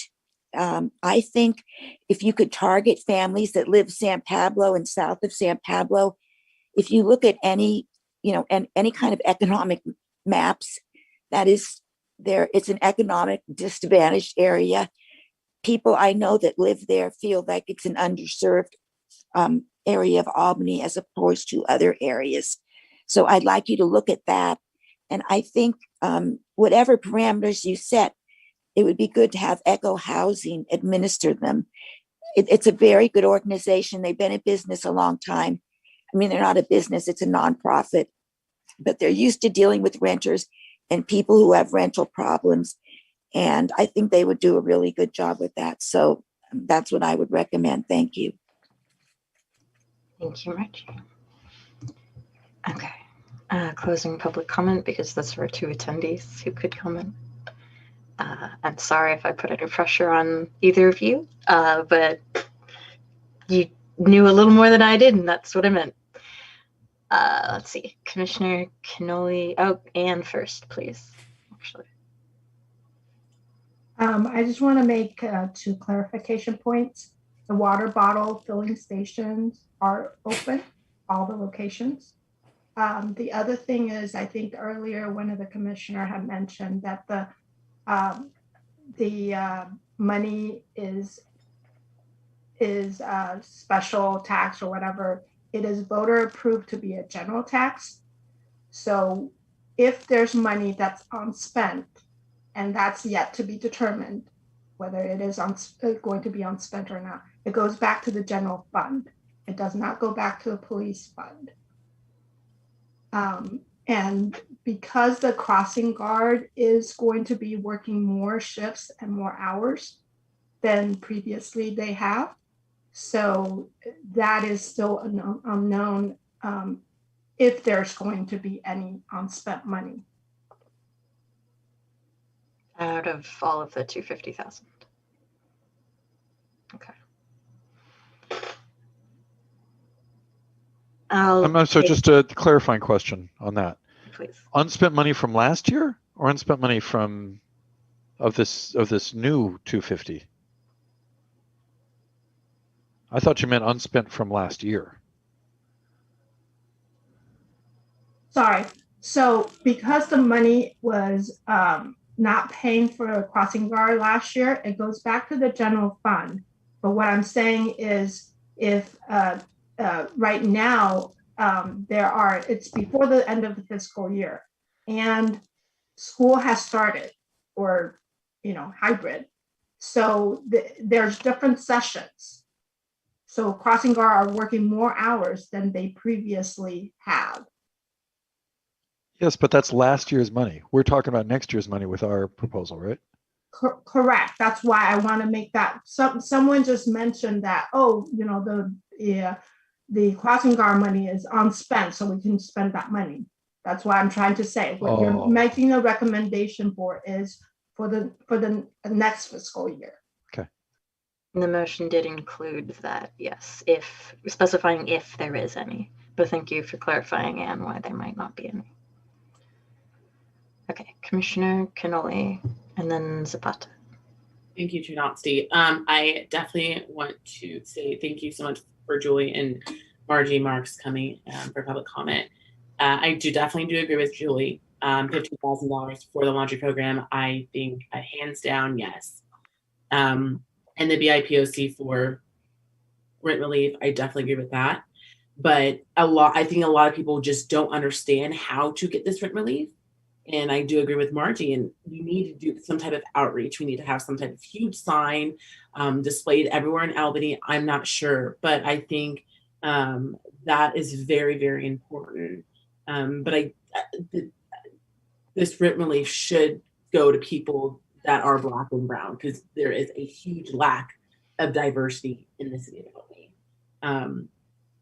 Yeah. Commissioner Zapata, and then I have a comment. Yeah, I wanted to actually make a motion. So I wanted to move to recommend for this beverage tax that 15,000 go towards the laundry program, and the rest, the recommendation is that it be for rent relief, with the city figuring out how to operationalize a lens of equity, which is racial equity, and then looking at racial equity as it relates to rent relief. And so just to say, I want to just make a comment about that motion, which is that I listened to the entire council meeting last night and listened to the discussion of the laundry program. Jeremiah probably was there too, but I there was some hesitancy in checking on a couple things. And so I actually think us recommending that might be strategically wise to get the council to move on that. So them hearing about it from the SEJC, I think is perhaps is a wise move. That's what I wanted to say. So that's the motion. I second that. Go ahead, Commissioner Grossman. There is a motion on the floor, which we have to deal with before we can deal with another motion. It would be acceptable to me to add the laundry program as a friendly amendment. I think that to have a rent review program which is not available to people who are in danger of losing their homes because they don't belong to a particular group, I have a lot of trouble with that. I don't think that's fair. I can see using a lens of equity when you have to make decisions if you have limited funds. I don't know how limited these funds will be. There are other programs for rent review. And I think that when you do that, it has a tendency to create a lot of bad feeling. I think reparations are a way to think about what we do about racial equity. And I see that as something somewhat different from this. I would like us to talk about that as a commission. And I very much like the notion of providing some funds to help people who have been disadvantaged to be able to buy homes and things of that sort. But I don't think that's the thing to do with this small amount of money, to have it be limited to a particular group. That's just my feeling about it. I think it's divisive. So I will say my comment now then, before addressing the motion stuff.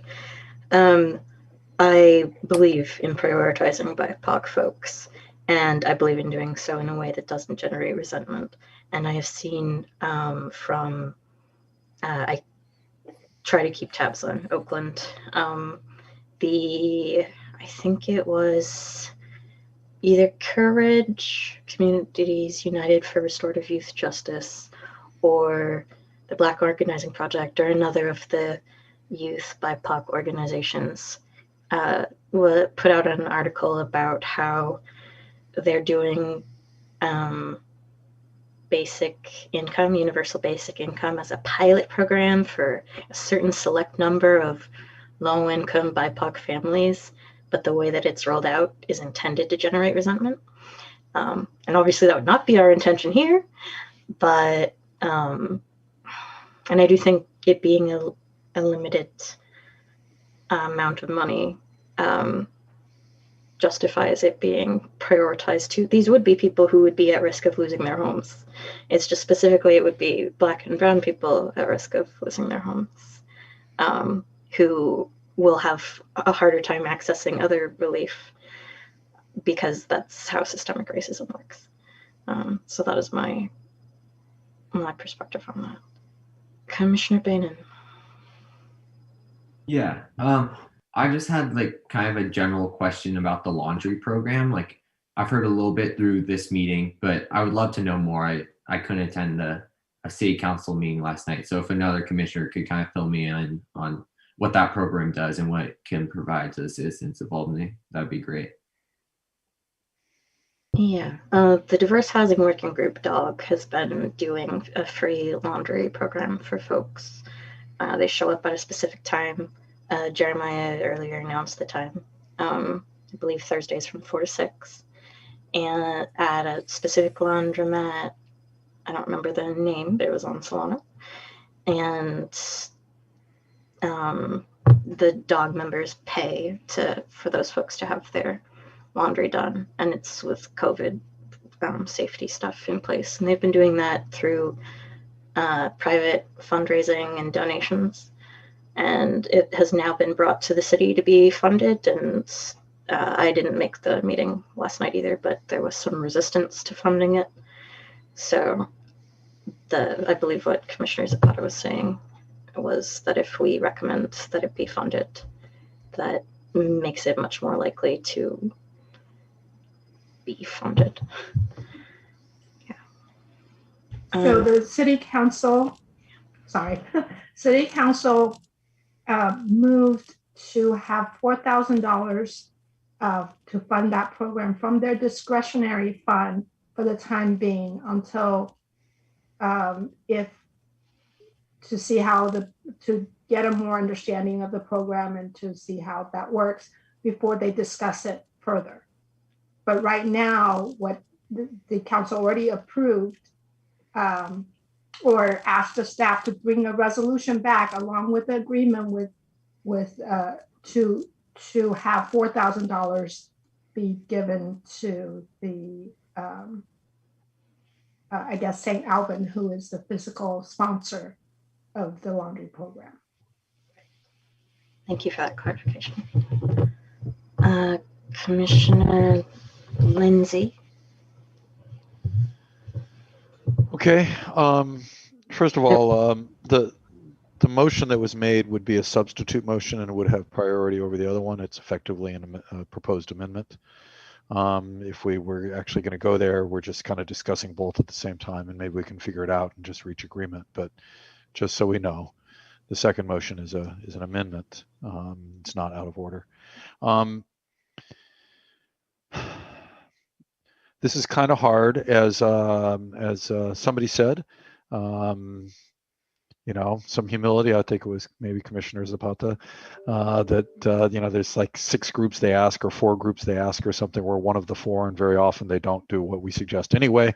But it's true. It's very true. I want to say that I absolutely, totally, and completely favor programs that target Black and brown people, low-income people, and renters in particular. How you do it without sort of, getting white resistance, is quite tricky in my mind. I don't have that answer, but I think it does need to be done. We need to find a way to do it. I have a couple of ideas, but I think that's getting into the nitty-gritty. But I think the principle is absolutely sound. For a whole host of reasons that I won't bother you with. I think we have a lot of agreement on that. I'm still concerned about, we pick 8 winners, 10, I guess, if it's $250,000 out of the entire city. We pick 10 winners, and they get their rent covered, and that's it. We're out of the money. And I'm also concerned pragmatically and sort of philosophically that we'd have to sell this to the voters, basically. Well, to the degree that anybody finds out anything about Albany, because there's no news here. But if voters found out, we would need to sell it to them. And I think that it's a pretty good argument that, I'm convinced, I heard it, that, having a home is a health issue. That really resonates. It's really problematic for me. Will voters vote for the next thing if they feel like we've been tricky with them on this one?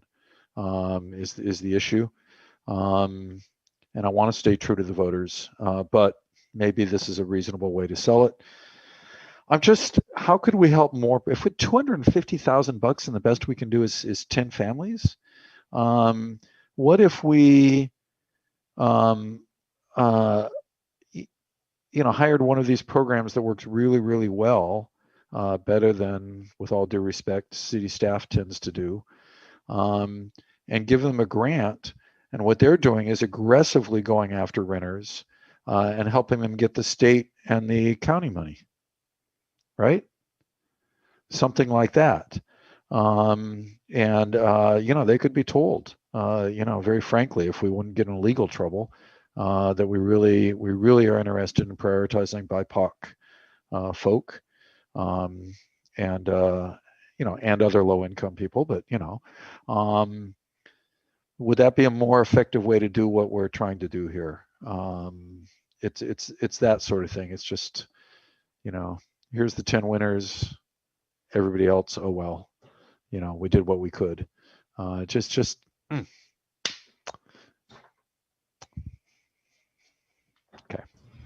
Okay.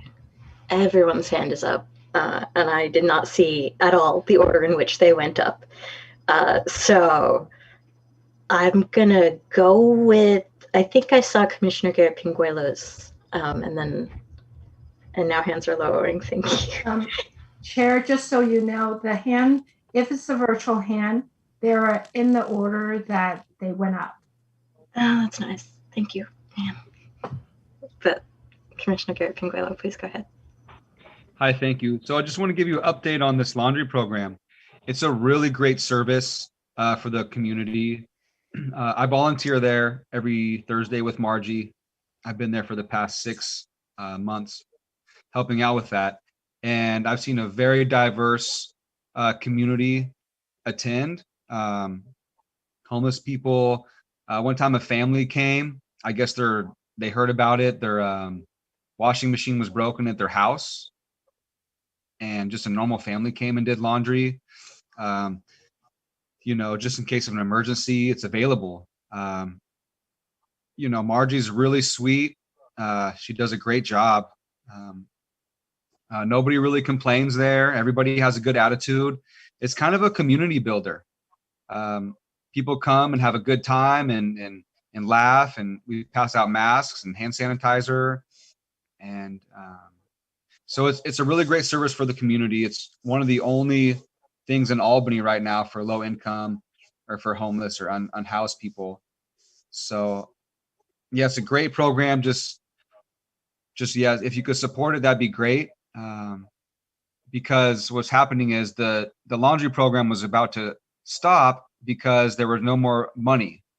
The grants ran out, the funding ran out. And so we had about 1 or 2 months left. And so, in order to keep the lights, on for the program, we're asking the city council to step in and help out to keep the lights on. So it's a great program, and I hope it continues. Thank you. Thank you.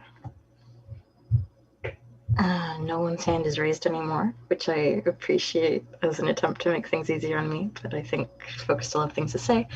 And there are these 2 motions. I did want to clarify that I think Commissioner Grossman's motion included the bike safety program. So Commissioner Zapata's motion didn't, so I'm not sure if it's an amendment to the first. It functions as a motion to amend. I just looked it up. Okay.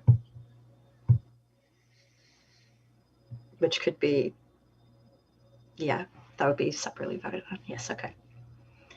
But Commissioner Grossman would have to accept the amendment. He would, okay. I mean, he would choose whether he is accepting or not accepting the amendment. As a friendly amendment. I already said I would accept it. Okay. Okay, so the motion that is now combined on the table is for $15,000 for the laundry program and the rest to rent relief. Is that correct? Okay. I do think logistics is an interesting question, but I don't want us to get too much in the weeds, especially because it is up to council and this is a recommendation and we will see what they do with it. But right, there's the possibility of saying, well, another CARES person specifically to help with applications to the state rent relief through the county, and maybe that would help, but there are a lot of people who aren't eligible for that, who've been turned down already, and paying someone administratively, is that the best use of the money, right? All of these things. I feel like saying rent relief is a moral statement, and that is kind of what we are here to do, is to say a moral/ethical priority for social and economic justice. And the implementation on this, I don't think is up to us. That is my personal perspective. Commissioner Grossman. I think you're right. There is a rent review program, and I imagine what the council would do would be to add these funds to that program. I'm not sure exactly how it's structured, whether it would pay whole rents or whether it pays part, or what the deal is exactly. But I'm comfortable with saying we want the money to be directed to rent review, and letting the city figure out the best way to do that, since they already have a program for that purpose. I would clarify rent relief is different from rent review. Rent relief. I'm sorry, I meant rent relief. I figured, just to be super clear. Can I make a clarification? I know the original recommendation from Commissioner Grossman was for the bicycle program and the rent relief, and then it was amended to include the laundry program. So is the recommendation all three, or the bicycle program got taken off? The latter. The Member Zapata's amendment did not include the bicycle program, and I accepted that amendment, so that takes care of the bicycle program. Okay, thank you. Just wasn't sure if it was replace or addition, so. Totally. Commissioner Lindsay. If we said that we wanted the laundry program and the rest to rent relief without specifying the manner of the rent relief, whether it was direct payment to 10 families or, getting 50 families to get it from the state, spending the same amount of money and getting 50 families to get state and county money that wouldn't have got it otherwise. If we just said we wanted to go to rent relief without specifying how, I'm down with that. But I don't know about how Commissioners Grossman and Zapata and Cannoli feel about that. Is only direct acceptable to you, or is the implementation being a little more flexible acceptable to you? What I said in the motion, or the, I guess, friendly amendment, I don't know what the wording is. Anyway, what I said was rent relief, and there was just a stipulation of through the lens of racial equity, and that, that part of it is just to, is really a nod to the work that's already been done in this commission, through the work with the consultants and that sort of thing, which is to reveal a pattern of, of discrimination in the city of Albany that needs, attending to, which is what equity is. Equity is not about equality.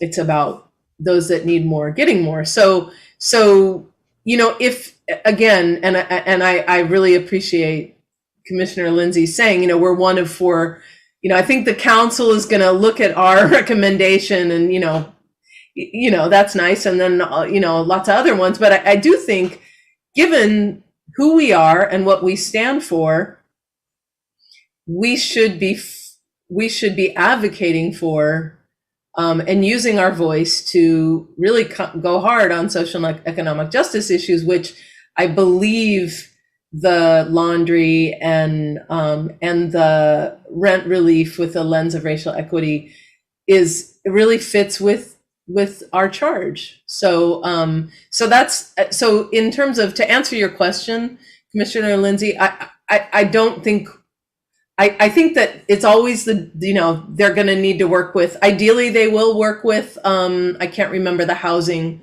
Echo Housing. I think they are a great organization. I've seen their work. So I guess I hope that clarifies. Commissioner Grossman. Just quickly, I would say I agree that I don't think we have to be rigid about what the best way is to spend the money. it's a question of achieving a goal.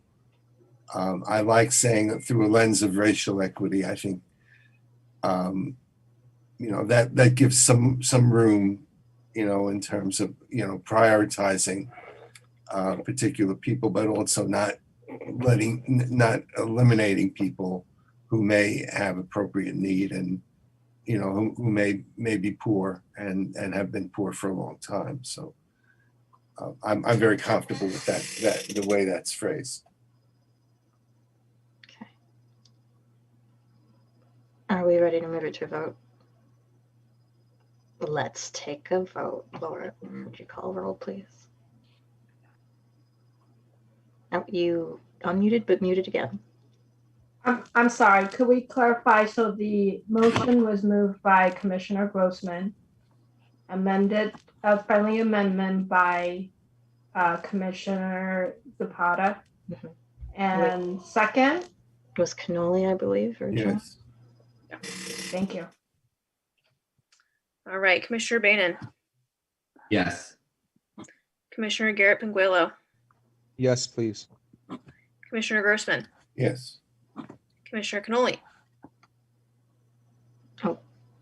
Yes. Commissioner Lindsay, Yes. Commissioner Zapata, Yes. and Chair Dostie. Yes. Great. Okay, thank you. And that concludes 6-2. We did was that a question, comment, Commissioner Lindsay? Yeah, I just wanted to check with Anne and make sure that, did you get the racial equity wording in that for the minutes? Through the lens of racial equity? I think Laura got it. Okay, thank you. Good check. Okay, moving on to 6-3. This is a broad returning work plan item so that we can talk about the aspects of it that we want to. We don't have to go through all of it. Specifically, requests this time were around Sugar-Sweetened, which Commissioner Zapata is going to talk to us about, I believe, and around the youth task force, and if we want to form one, I think was the question there, which Commissioner Bainan suggested. So let's start with those. Commissioner Zapata, are you ready to start first? Sure. I'm actually going to share my screen. I talked about this last time, but just as a reminder, whoops. And my time will be less than 7 minutes. So I wanted to just say that last time we talked about this idea of getting Albany into right relationship with the Ohlone tribe. And what's important about this is that we've been discussing a land acknowledgement, and I feel like as we move forward, there is the possibility of developing a land acknowledgement as part of this getting in right relationship. So we talked about this last time, some of the history. I'm going to go through quickly these slides, but there was a virtual meeting that was held in February, and we talked about this meeting between the council and tribal representatives, an educational event. Actually, one of the public speakers or public commenters talked about an event that happened in Berkeley that was over 800 people had attended. And this is what this looks like. Actually, these are some of the online events that they've held. And sorry, this is not, you don't have to watch it. So the proposal last time was to host this educational event and to urge our council to meet with the tribe and even perhaps have a representative come to the meeting. And so what's happened in between, I just wanted to give you all an update, which is to say that I spoke to the mayor, and the tribe and the mayor are going to be meeting on April 15th and talking about doing an event in May, perhaps. So this is just as an update, the ball is rolling forward in terms of getting this relationship together. And the mayor has a couple forums that she does is able to do online, and there's an idea of having a collaboration show up in one of those forums. So it may be not that far off that something like this happens, but I hope that we can use this forum just to continue to kind of keep that relationship alive, keep this conversation alive, and spread the word as best we can. So that was just the update that I wanted to provide. Thank you. That is awesome. I'm very excited to hear that. Talking directly with the mayor is a great route to take, especially because we've been like, this is sort of on our work plan, but so kudos, and very excited about that. Is there anything around us taking action? No? Okay. Not right now, no. But thank you, and I think that when we get something on the books, maybe we can talk about just getting the word out to the citizens of Albany, because that is kind of part of our work, is connecting with the community. But that's all. Okay, great. Any questions, comments, Commissioner Lindsay? I have something about the agenda. So are we on that yet, or are we still on the Lijon tribe? We're on 6-3, review of commission work plan, which includes the Lijon tribe. What do you mean by Well, okay. I'd asked for an agenda item and was told that we don't need an agenda item because it's just part of this thing, but then I didn't hear you mention it. Oh. So I don't know. But just as part of the 6-3 work plan, I wanted to, if you could put the racial equity survey sort of on your list, I'd appreciate it. Yes. Okay. Thank you. I apologize that didn't explicitly get pulled out, but yes, that will be under this. Okay. Anything else on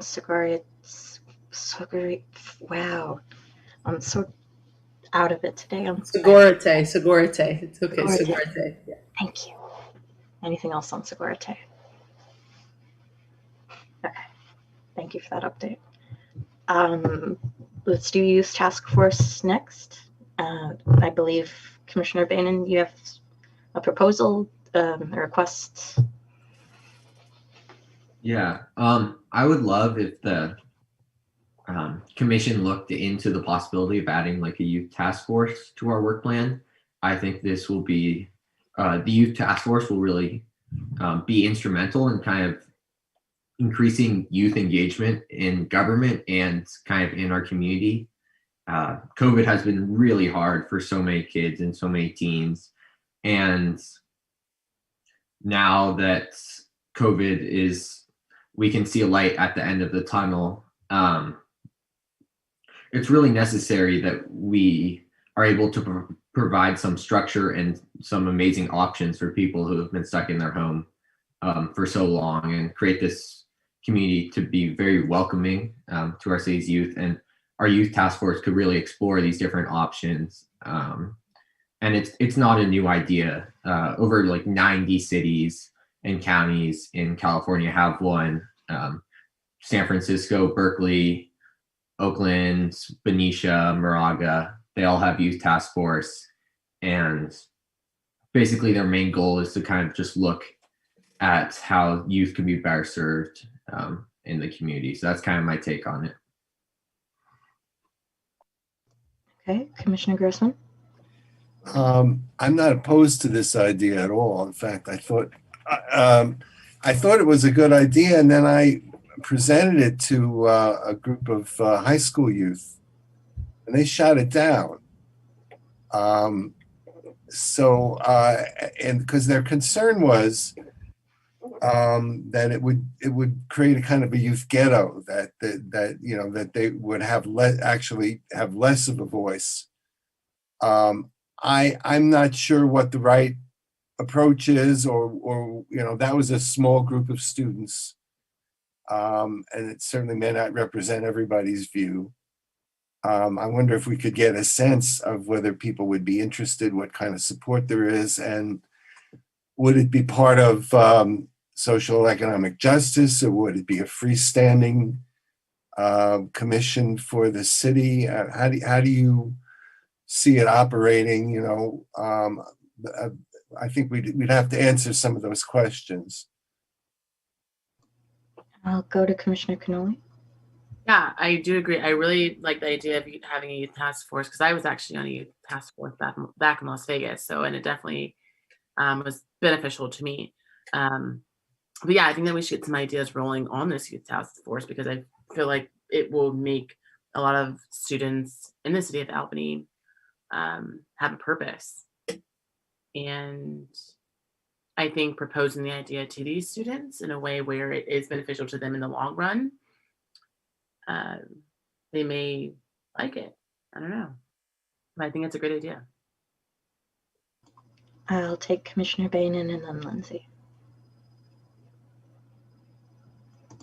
Yeah, just to answer a few of like Commissioner Grossman's questions, from the students I've approached, they've really seen it as like a great way to kind of have a voice into the city because right now, many students, there's no real connection to the city at all. They might have a connection to their teacher or their principal, but many of them don't even know where City Hall is. And it is a great way to really get people engaged and excited about civic engagement, which I think is great. It gives them purpose, as Commissioner Cannoli addressed.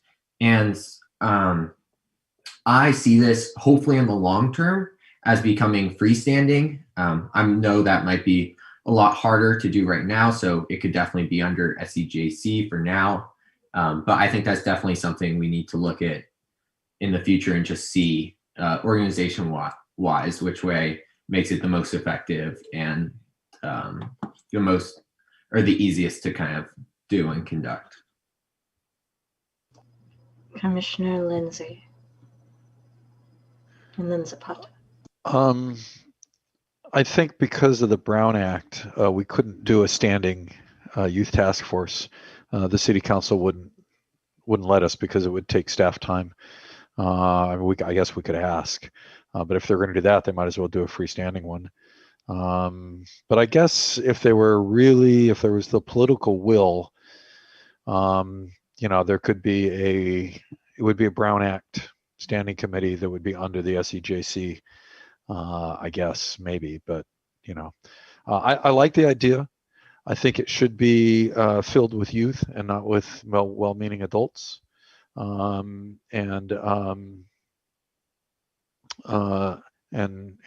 well-meaning adults should be freaking listening to the youth.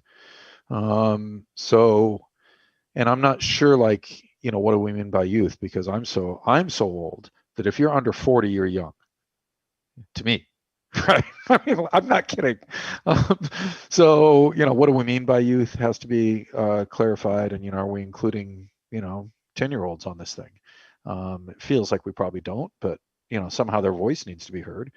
So it's, there's some things to be done. What we could do is we could maybe do an ad hoc to move this forward. We could maybe do an ad hoc subcommittee to propose exactly what are we proposing to, what are we asking to for council? And my gut is we're asking for a new standing advisory body. But the details, there's the devils, it won't be necessarily easy, but I think an ad hoc committee to put together a proposal, bring it back to us in May. We need to move a lot quicker than we've been moving. So I'm proposing that they come back in May with a proposal. So I think that's probably the way to move this forward. Yeah. I don't believe there has been an Albany Youth Task Force, just in checking my notes. So certainly not one that I ever remember, but maybe when I wasn't paying attention, one existed. Yeah, Commissioner Bainan?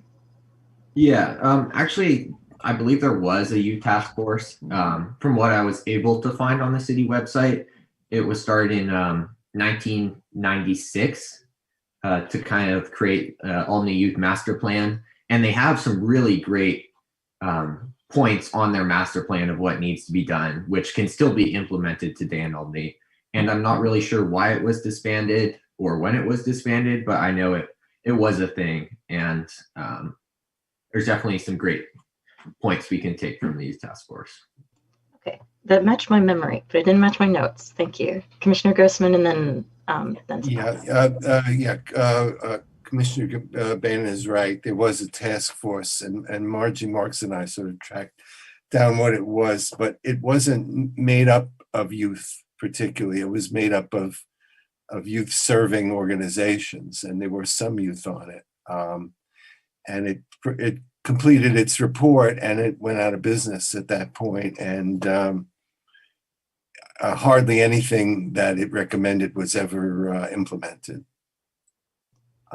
which I think underlines the point that you need something standing, not something intermittent. I agree with Member Lindsay that we ought to set up a little ad hoc group to come up with a proposal here. Commissioner Zapata, and then we'll do public comment.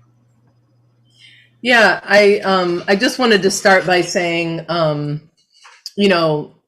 well, a recognition. Thank you, Commissioner Bannon, for bringing this, because when Commissioner Grossman said, when he talked to the young people that they weren't interested, it really does matter who it's coming from. And so, your leadership, Commissioner Bannon, is so important. It's why this will move forward and why it'll be successful. But young folks don't like to be told what to do, and that's oftentimes what happens when it comes. I mean, I teach high school, so I know it's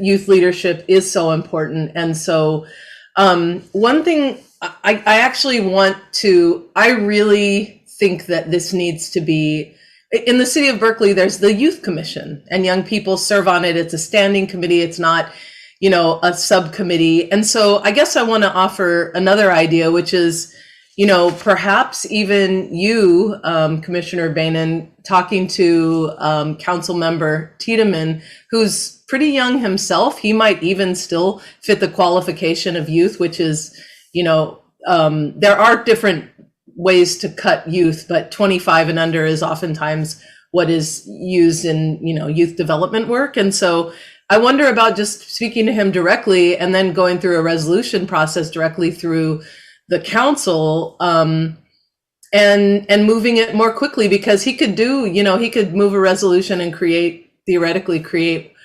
a youth commission with your leadership, and the two of you could lead that.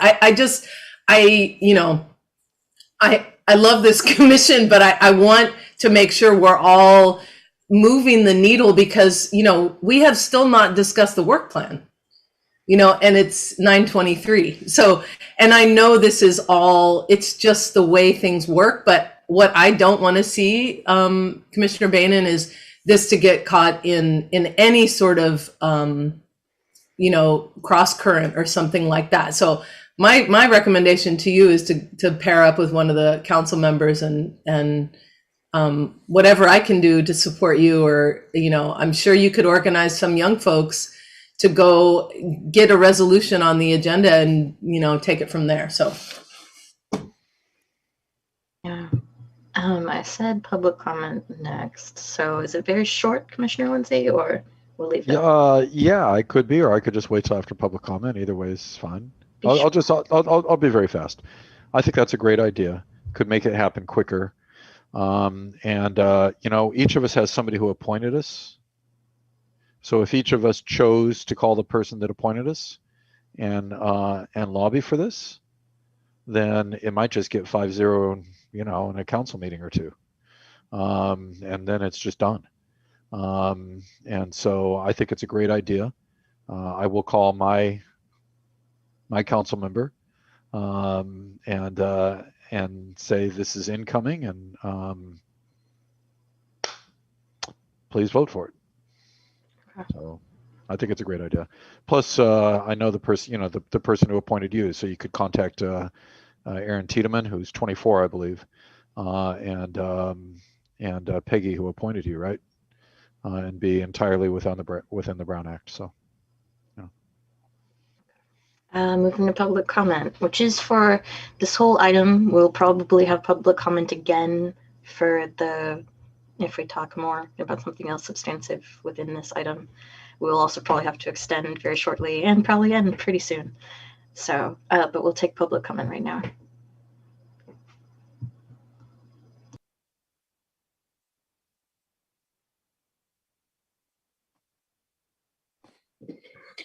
Hi, this is Margie, and I just need to take one moment of personal privilege.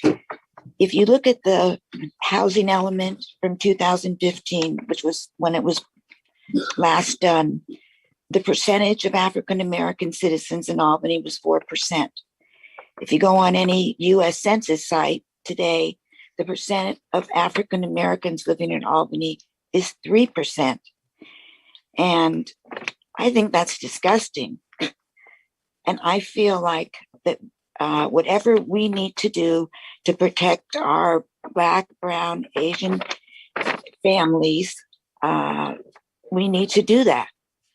And I'm sorry, I had to say that to you. I do think we need to go forward with your plan. I feel like Commissioner Lindsay was kind of putting the cart before the horse.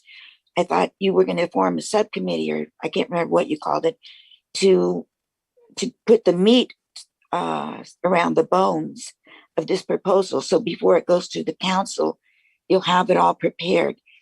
There was a youth master plan. I did look at the youth master plan and prepared a little report about the things that still haven't been done today.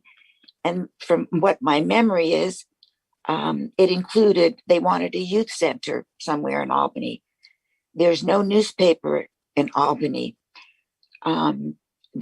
Those were two of the things I remember that, were things that were part of this master plan that still haven't been taken care of.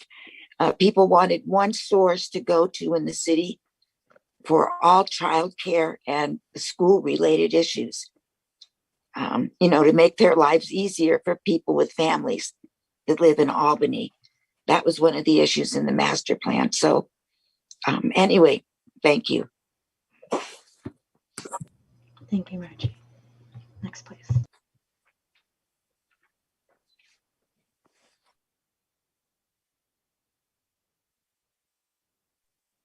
Hi, this is Margie and Julie Knight at the SEJC meeting.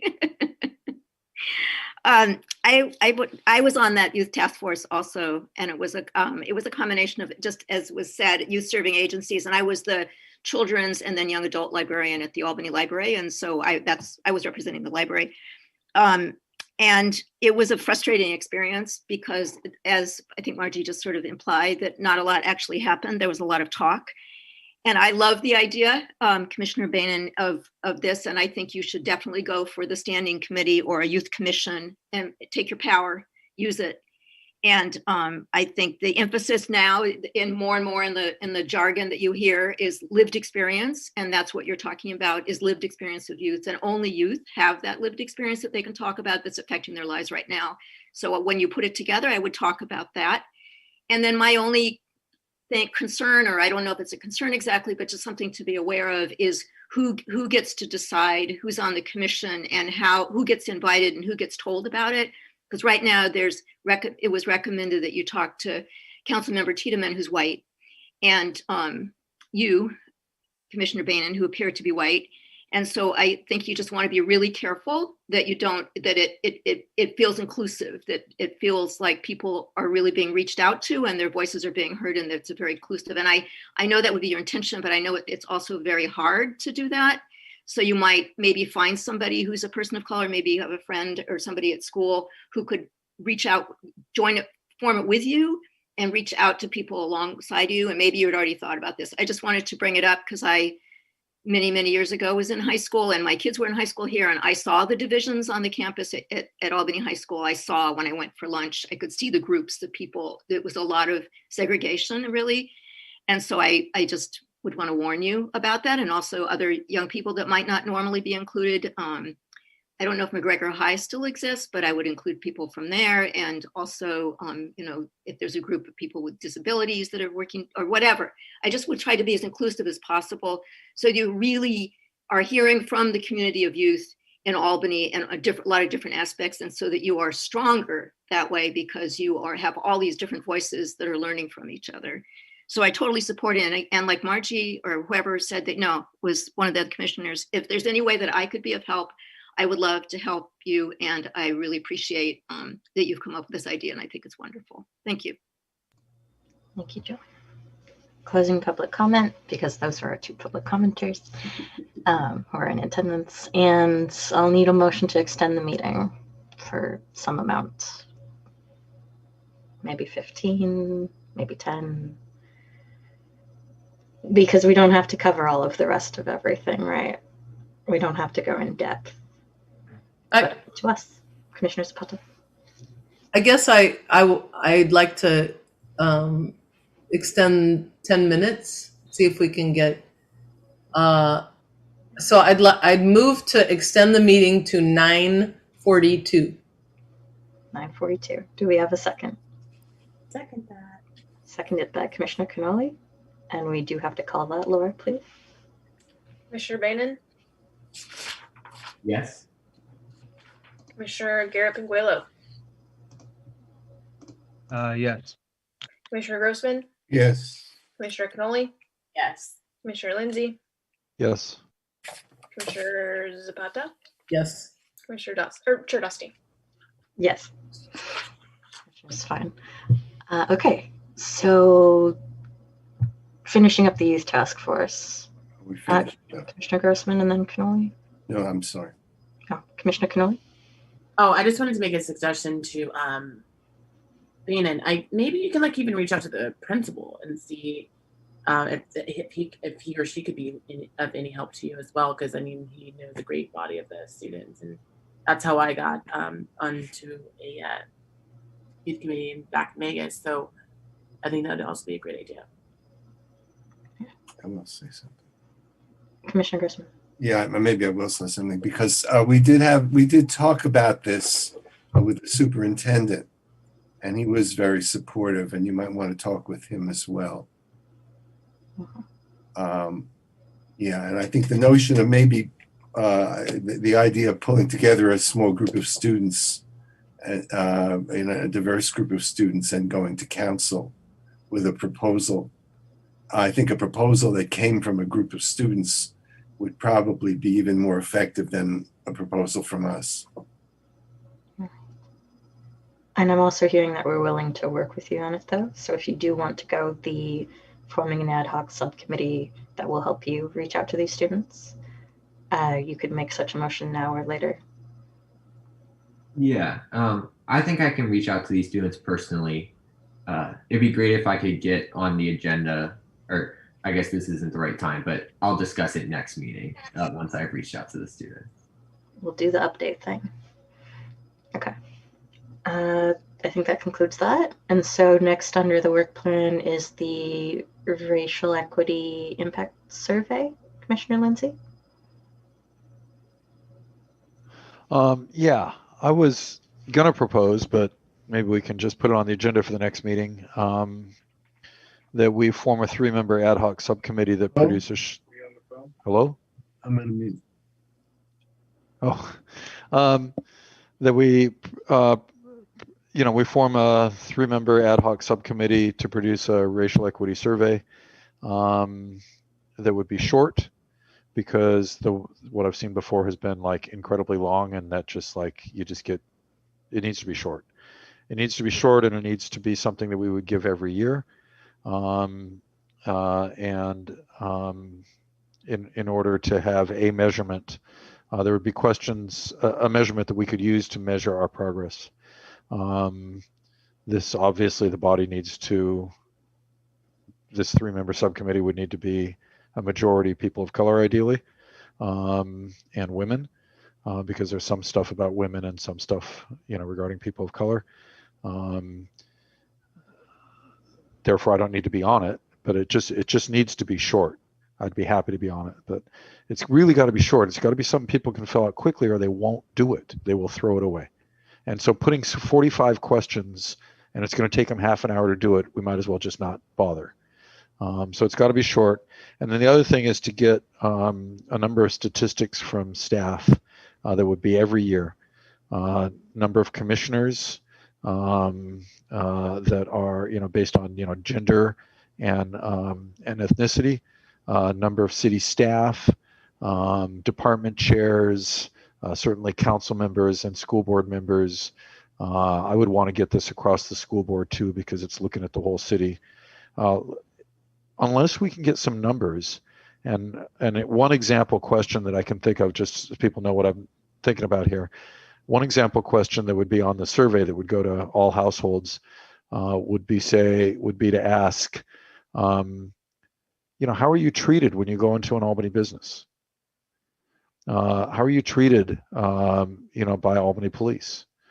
I think we will find out, because it's been the case everywhere else where this has ever been done, that people of color are not treated well by police or when they walk into a business. But we need numbers, because people will be in denial until they see the numbers. They'll probably be in denial after they see the numbers, but that's a different problem. So then we can start setting goals about seeing those numbers move as time passes. That's just on the survey part. So anyway, my suggestion is going to be we form this subcommittee, that it come back next month with a specific proposed survey, and we try to get the city to actually get it done. Should have been done a year ago. We're way behind time, or 5 years ago. So I feel a sense of urgency on this, but we are up against a time crunch here, and 1 month won't kill us, I suppose. So if it's on the agenda next meeting, I can live with that. I will say next meeting is probably almost certainly when the consultants will be back to talk about the racial equity impact plan. So there's that. And I know that there's some amount of reporting from staff directed by council already. There is the EEO, Equal Employment Opportunity stuff, and there is the forthcoming advisory body members survey demographics stuff. But I think it doesn't cover all of the groups that you're talking about necessarily, so we would want to check in on that, but those details we'll maybe get to next time. Things like the school board, I'm not sure, right? Commissioner Grossman and then Zapata. The am I on? Yes, the original when we started work on the racial impact plan, the equity impact plan, I think the commission had the notion that we would do a survey quickly so that the plan would be based on something, not just the views of 5 people who weren't particularly diverse. And somehow or other that didn't happen.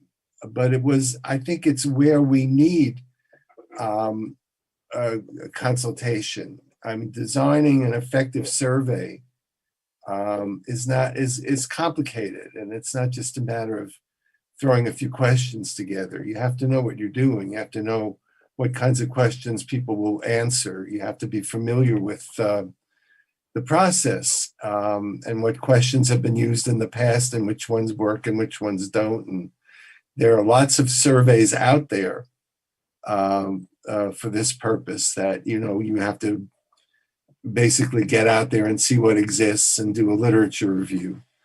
So that's where we need help. And that's what I would like to see the consultants do. I don't want to see the consultants take us through a whole bunch of more discussions that don't lead anywhere. So if we're going to have the consultants come back, I think we need to be very clear with what we want from them. And we have to decide if these consultants are able to do that. I think we do need a survey. We do need to have a picture of what people's experience is living in Albany. We do need to have a picture of what obstacles they run into and where they experience oppression. So that's what I would like to see us do if the consultants are coming back next month, and not talk about the blind man and the elephant for the 15th time. I'm not sure we have much control over what they bring to us, but well, we do have some. We want to have some control of our time. This is, after all, our commission. I've always had some question about how it was that the consultants arrived just at the point when the community was wanting to talk about policing. and why policing was excluded from the conversation, but that's for another day. Commissioner Zapata. Yeah, I really appreciate what you just said, Commissioner Grossman, because I think, well, first of all, obviously we aren't choosing that this is, I imagine coming from the city that we must discuss this. I think, I'm going to come back to, as a teacher, it is like poison when consultants get involved, because it is always work that the staff can do. It's always work that the community can do. And then these people are brought in and there's a lack of trust. And there's actually a problem, because the capacity building should happen within the community. Like what you're saying, Commissioner Lindsay, is a capacity building. So how can we know our community? We know how to get the word out. And so someone coming in, I'm going to be speaking very much against this continuing relationship with the consultants. We are Albany. We know what is happening in Albany. We just discussed it, right? And Commissioner Cannoli, I heard voices, Lindsay, so I really want to advocate that we have limited time with the consultants, and that we do what Commissioner Lindsay is talking about. And I understand that, I agree with you. So Commissioner Grossman, we do need to develop this further. Obviously, a lot more talk needs to happen.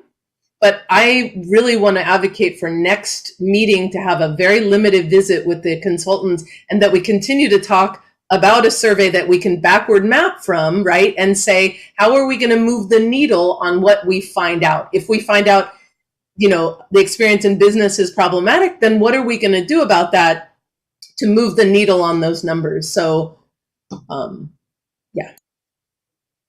And we do need a motion to extend now. Especially because we do have more public comment, and I think we won't be doing 6-4, but maybe another 10 minutes, I think. So moved.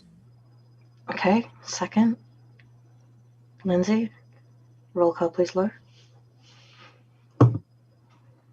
Commissioner Bainan, Yes. Commissioner Garrett Penguelo. Are you there, Garrett Penguelo? Sorry, yes. Commissioner Grossman, Yes. Commissioner Cannoli, Yes. Commissioner Lindsay, Yes. Commissioner Zapata, Yes. Chair Dostie. Okay, it's 10 more minutes. I 100% agree with everything you just said, Commissioner Zapata. Yeah. Commissioner Lindsay. Yeah, so do I. I'm just proposing we do a first draft. I agree with Commissioner. There's a science to doing surveys, right? I don't have a PhD in surveys, but I think we can say. But the real point here is that who's in control? Do not let the consultants take control. If you do, a year will pass and we'll have nothing done.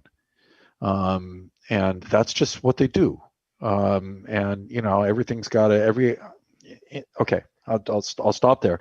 But so what we do is we take control and we tell them what we want, how we want them to help us. And if they can help us do a proper scientific survey with a frickin' deadline, and do it right, that has these contents in it, great, awesome, thank you very much. But I completely agree. Limited time, we are in complete control of them, not vice versa. Okay. Are you going to move that we create this 3-person subcommittee for this? I'd like to, if people feel comfortable doing that, but I'd like to hear if they think that we should do that right now, or we should wait a month and talk to the consultants or not. I don't know. When I say people here, I'm really thinking of our 2 people of color specifically. Oh, and there is still public comment. But first. Well, I think, Commissioner Cannoli, do you want to say something about this? For sake of time, I have a lot to say about it. Yeah, sorry, I would probably take up the entire time. So I think that we should definitely create a subcommittee for this, for sure. That you think we should create a subcommittee this meeting and not wait, or no? I don't think we should wait. Yeah. That's just my opinion. I don't know how to. Yeah, I think that we could, touch base and get some, a couple ideas out there and work with that, and at least come into the next meeting with something. Yeah. I agree. Yeah. Okay. I am going to take public comment because I said that I would, and I will encourage them to be short, as it is getting late. And if you would. Sorry, it's Margie again. I was sitting here cringing when I heard you say you want to put out this questionnaire that says, how are you treated when you went in a business in Albany? We know how people of color were treated in any listening session that we've had in this issue. People of color have said they're not treated well. And this includes the youth that Bart and I met with. In fact, one of them said, she said, some stores there's macroaggression, some stores there's microaggression, but there's aggression in every store in Albany. And so I feel like we already know. We know how people are treated by the police, how people of color. They've told us in the listening sessions. I mean, go do a survey, but I was just cringing about that because that's how I feel. We already know that it's happening. So some people like it in writing. I'm finished. Sorry. Thank you. Next, please. Hi. I will make it very brief. I was so glad that Commissioner Grossman mentioned the blind men and the elephant. I encourage you to set a timeline for them, just like you're saying. I just want to say I support that, controlling them. They get 10 minutes at your meeting and that's it, or whatever, an incredibly short amount of time. And so that maybe she'll think in advance, because she can talk for an hour without saying anything except talk about elephants and fences and people's height. And the other thing is that maybe part of the survey could be not just how people are treated, but also what are your suggestions? So what are your thoughts? What would make things different? What would make you feel welcome? Things like that, so that you would get new information and some ideas on how to move forward. Thank you. Thank you. I'm closing public comment, and I saw Commissioner Grossman. I was just going to suggest, as a way of sort of narrowing the task and making it more doable, that if we set up an ad hoc committee, we charge them to come up with what the contents of the survey should be. Not specific questions, not worrying about design, but just, what are the things that we want to know about? And then we can use some expert advice in terms of how do you word those things appropriately. But if we had a sense of just what the content should be, I think we'd have a good place to start. Commissioner Lindsay? Yeah, I think if we do that, or we just do a first draft, it's the same thing. Not exactly, and in terms of person said we already know. Yeah, we already know, but we don't have the evidence, and we need evidence, and we need numbers so that we can set goals, and we can see what, like Commissioner Zapata said, so that we can see that the needle is moving. And hold ourselves and our city accountable. And just knowing doesn't do it. So we do need the data. We do need some numbers. And until then, white folk will find a way. We will find a way to do nothing until we have some real evidence. So we need that evidence. Yeah. I make a motion that we do the ad hoc subcommittee. Composed of who?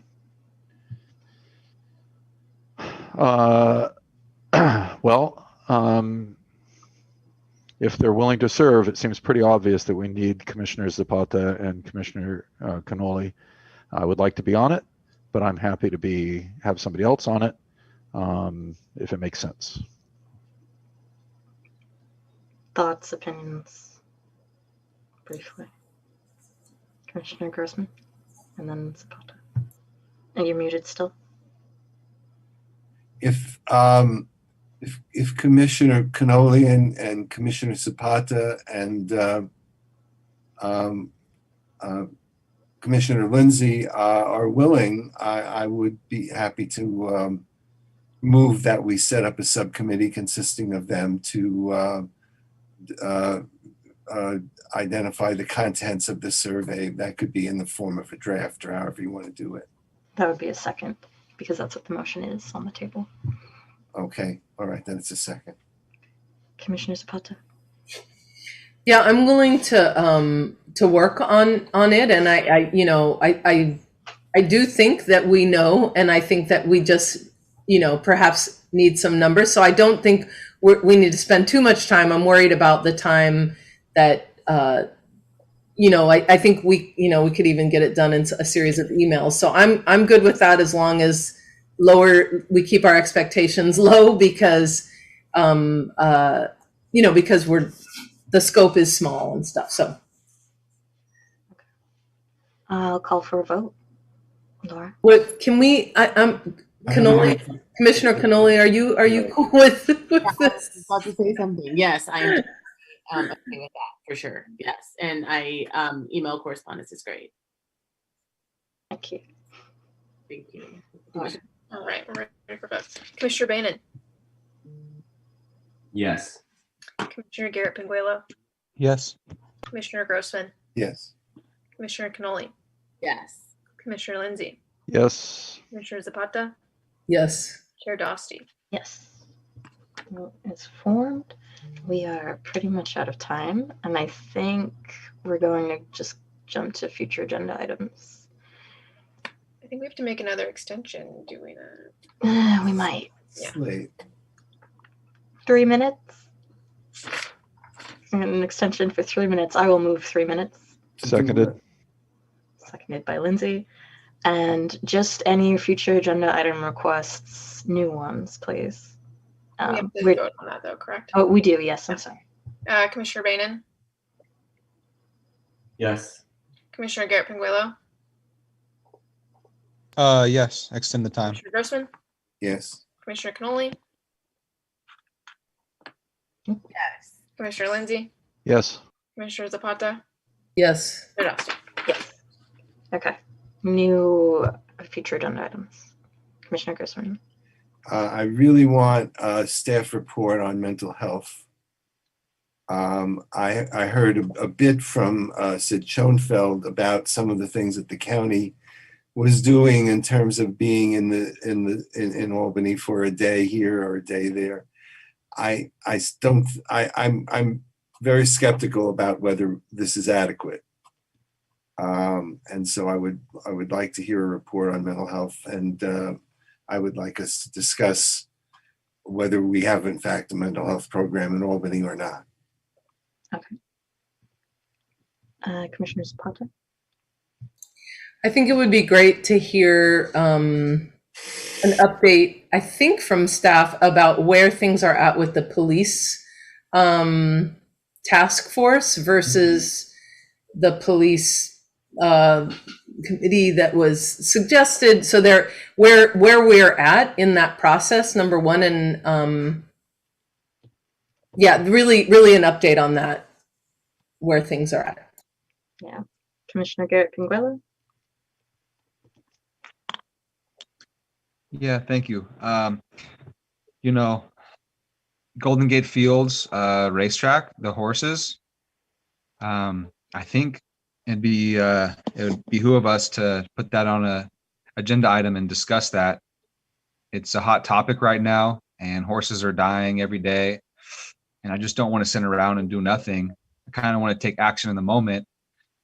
Get that on the agenda as soon as possible. Also, I'm not sure if it's within social and economic justice, but possibly we can discuss school zones for the city. pros and cons. And also the last thing, let's see, I want to mention on there is shower trailer for the homeless. It's been a year in Albany with no showers. That's it. Okay. Anything else? Seeing none, and we are right on time with our extension. I will call this meeting adjourned. Next meeting is Tuesday, May 4th at 7 p.m. Thank you all. Anne, how do we get each other's contact information so we can do our work? Anne or Please Laura? just email the staff. You work through Laura. Okay.